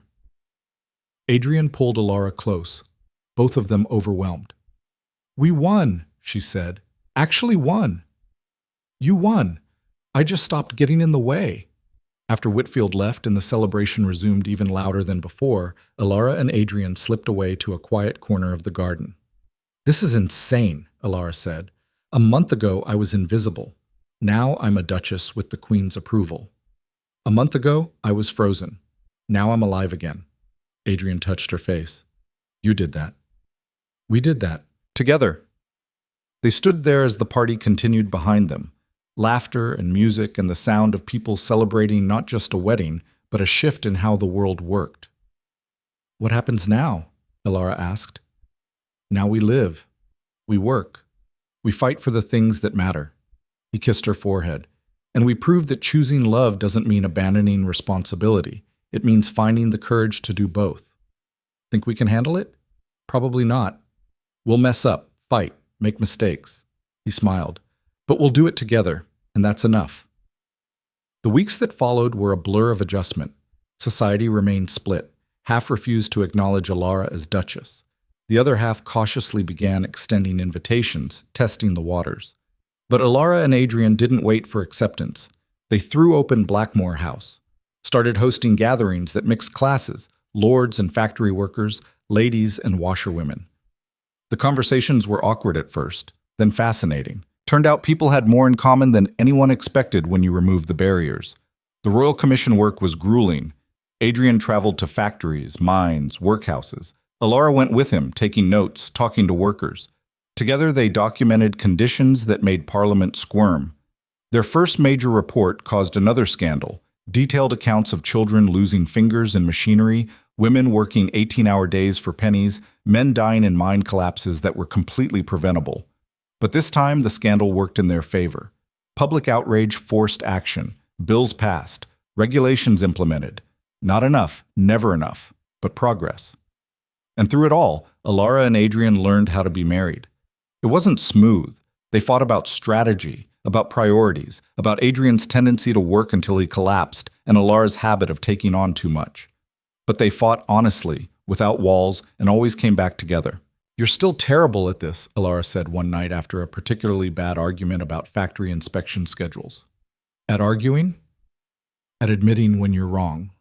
Adrian pulled her close. "I'm working on it." "Work faster." He kissed her. "Yes, Duchess." 6 months after the wedding, they attended their first major society ball together, Lady Ashford's Winter Gala. The invitation had come as a shock, carefully worded, implying that perhaps society was ready to accept the Blackmore situation if they demonstrated proper decorum. "It's a trap," Halifax warned. "She wants you to fail publicly. Give her a reason to say, 'I told you so.'" "Probably," Adrian agreed. "Should we go anyway?" Alara considered. "Yes, but on our terms." They arrived fashionably late. Alara wore a gown that was elegant but not ostentatious, a clear message that she belonged but wasn't trying too hard to prove it. The ballroom fell silent when they entered. Every eye turned. Whispers started immediately. Lady Ashford approached, smile tight. "Your Grace, Duchess, how lovely that you could attend." "Wouldn't miss it," Alara said smoothly. "Your galas are legendary." "Yes, well," Ashford's eyes flicked between them. "I trust you'll remember proper protocol. This is a formal gathering." Adrian's jaw tightened, but Alara squeezed his hand. "Of course, we're here to enjoy an evening with friends." "Friends?" Ashford's tone suggested she doubted any existed in this room. They moved through the crowd. Some people nodded politely. Others turned away. A few, surprisingly, approached with genuine warmth. "Duchess Blackmore, I wanted to say your work on the commission is remarkable." This from Lady Helena, a younger woman Alara vaguely remembered. "My brother owns a factory. Your report shamed him into improving conditions. The workers are grateful." "Thank you," Alara said, surprised. "And truthfully," Helena lowered her voice, "half the women here envy you. You married for love. Most of us married for duty and regret it daily." As the evening progressed, Alara realized the room was more divided than she'd thought.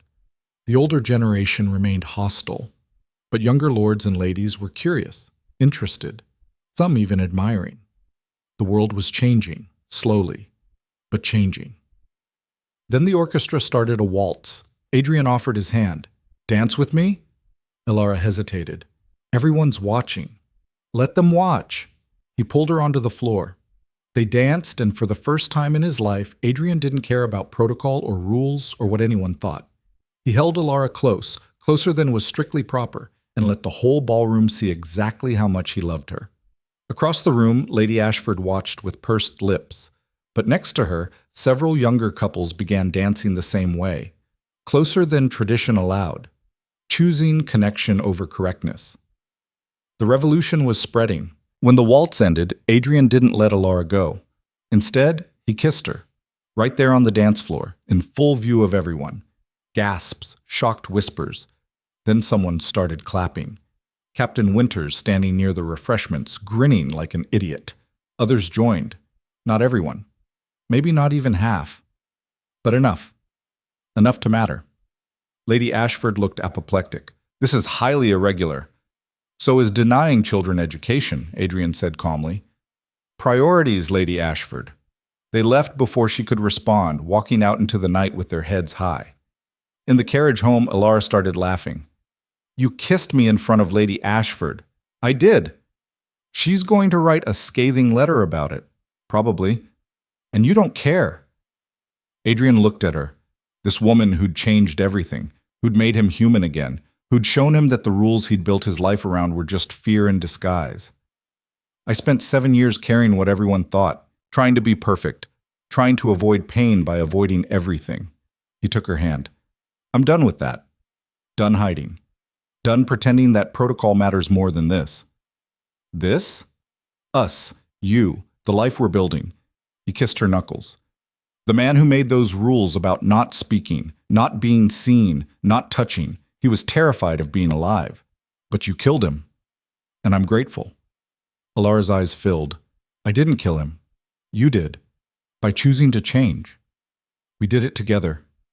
The carriage rolled through London streets, past buildings lit by gas lamps, past people living their lives, past a world that was slowly learning that love was worth fighting for. 1 year after the wedding, Alara stood in the same garden where they'd married, now holding a baby girl with Adrian's gray eyes and her stubborn chin. The christening was as chaotic as the wedding had been, working families mixed with the few aristocrats who'd fully accepted them. Children running everywhere. Mrs. E. Jameson coordinating food, Halifax arguing politics with a factory foreman. She's beautiful, Sophie whispered, admiring the baby. She's loud, Alara corrected, but smiled, just like her father when he's passionate about something. Adrian appeared, looking harassed. Your daughter just spit up on the Archbishop. Our daughter, and he blessed it, so I think we're fine. He took the baby, who immediately stopped fussing and gazed at him adoringly. Traitor, Alara muttered. She has excellent taste, Adrian said. Then quieter. Thank you. For what? For this, all of it. The chaos, the noise, the complete destruction of every wall I built. He looked around at the celebration. I didn't know life could be like this. Messy and loud and absolutely perfect. Alara leaned into him. Neither did I. Turns out we were both wrong about a lot of things. Still think I'm a coward? Sometimes. But you're my coward. And you're trying. That's enough. The baby made a noise. Adrian made a ridiculous face at her, and she gurgled happily. Watching him, Alara thought about the frozen duke she'd met that first day. The man who'd laid down brutal rules and seemed incapable of warmth.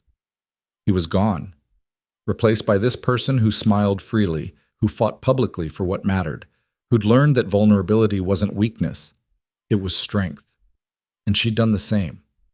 The invisible girl who'd accepted servitude had become a duchess who used her voice to change laws, who stood in parliament halls and demanded better for children who couldn't speak for themselves, who'd learned that being seen meant accepting both the praise and the criticism. They'd broken each other's chains. As the sun set on the christening, casting gold light over the garden full of people who'd chosen love over expectation, Adrian pulled Alara close. What are you thinking? That we did it. Actually did it. Changed our lives, helped change the world a little. Proved that choosing each other wasn't selfish. It was the bravest thing we could do. Catherine would be proud. She'd say we took too long to figure it out. Adrian laughed. She absolutely would. He kissed Alara's temple. But we got there eventually. Think our daughter will have to fight like we did? Maybe. Hopefully not. He looked down at the baby sleeping in his arms. But if she does, she'll know it's possible, because her parents refused to accept that love and duty were enemies. We proved they could coexist. Alara watched the celebration continue around them. Lords and laborers, old money and no money, all gathered because two people had decided that rules were meant to be questioned and walls were meant to be torn down. What's next for us? She asked. More work, more fighting, more late nights arguing about reform strategy. Sounds terrible. Sounds perfect. She smiled. You're getting better at this. At what? Being human, being happy, being the man you were always supposed to be. Adrian looked at her. This woman who'd saved him by refusing to let him save her, who'd fought beside him instead of behind him, who'd shown him that the coldest hearts could thaw if you were brave enough to apply heat. I love you, he said. Simple, honest, no walls. I know. You tell me every day.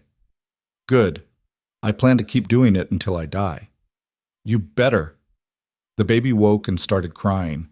The moment of romance shattered into chaos, diaper changes, feeding schedules, the very unglamorous reality of parenthood. But as they handed their daughter between them, working together to soothe her, Alara realized this was better than any fairy tale ending, because it was real.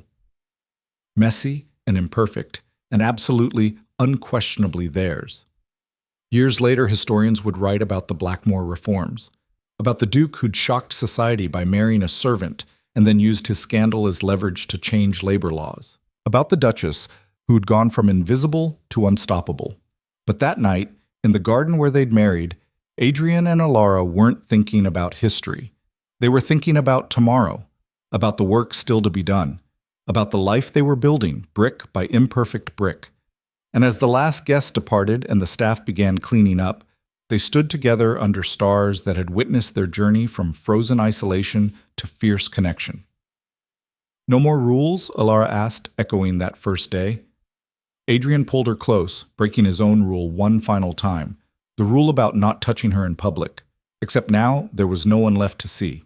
Just them, their baby, their home, their future. "No more rules," he agreed, "except maybe one." "What's that?" He kissed her, deep and certain and full of promise. "Stay, always, no matter what." Alara kissed him back. "Deal." And somewhere in the stars above Blackmore House, Catherine smiled,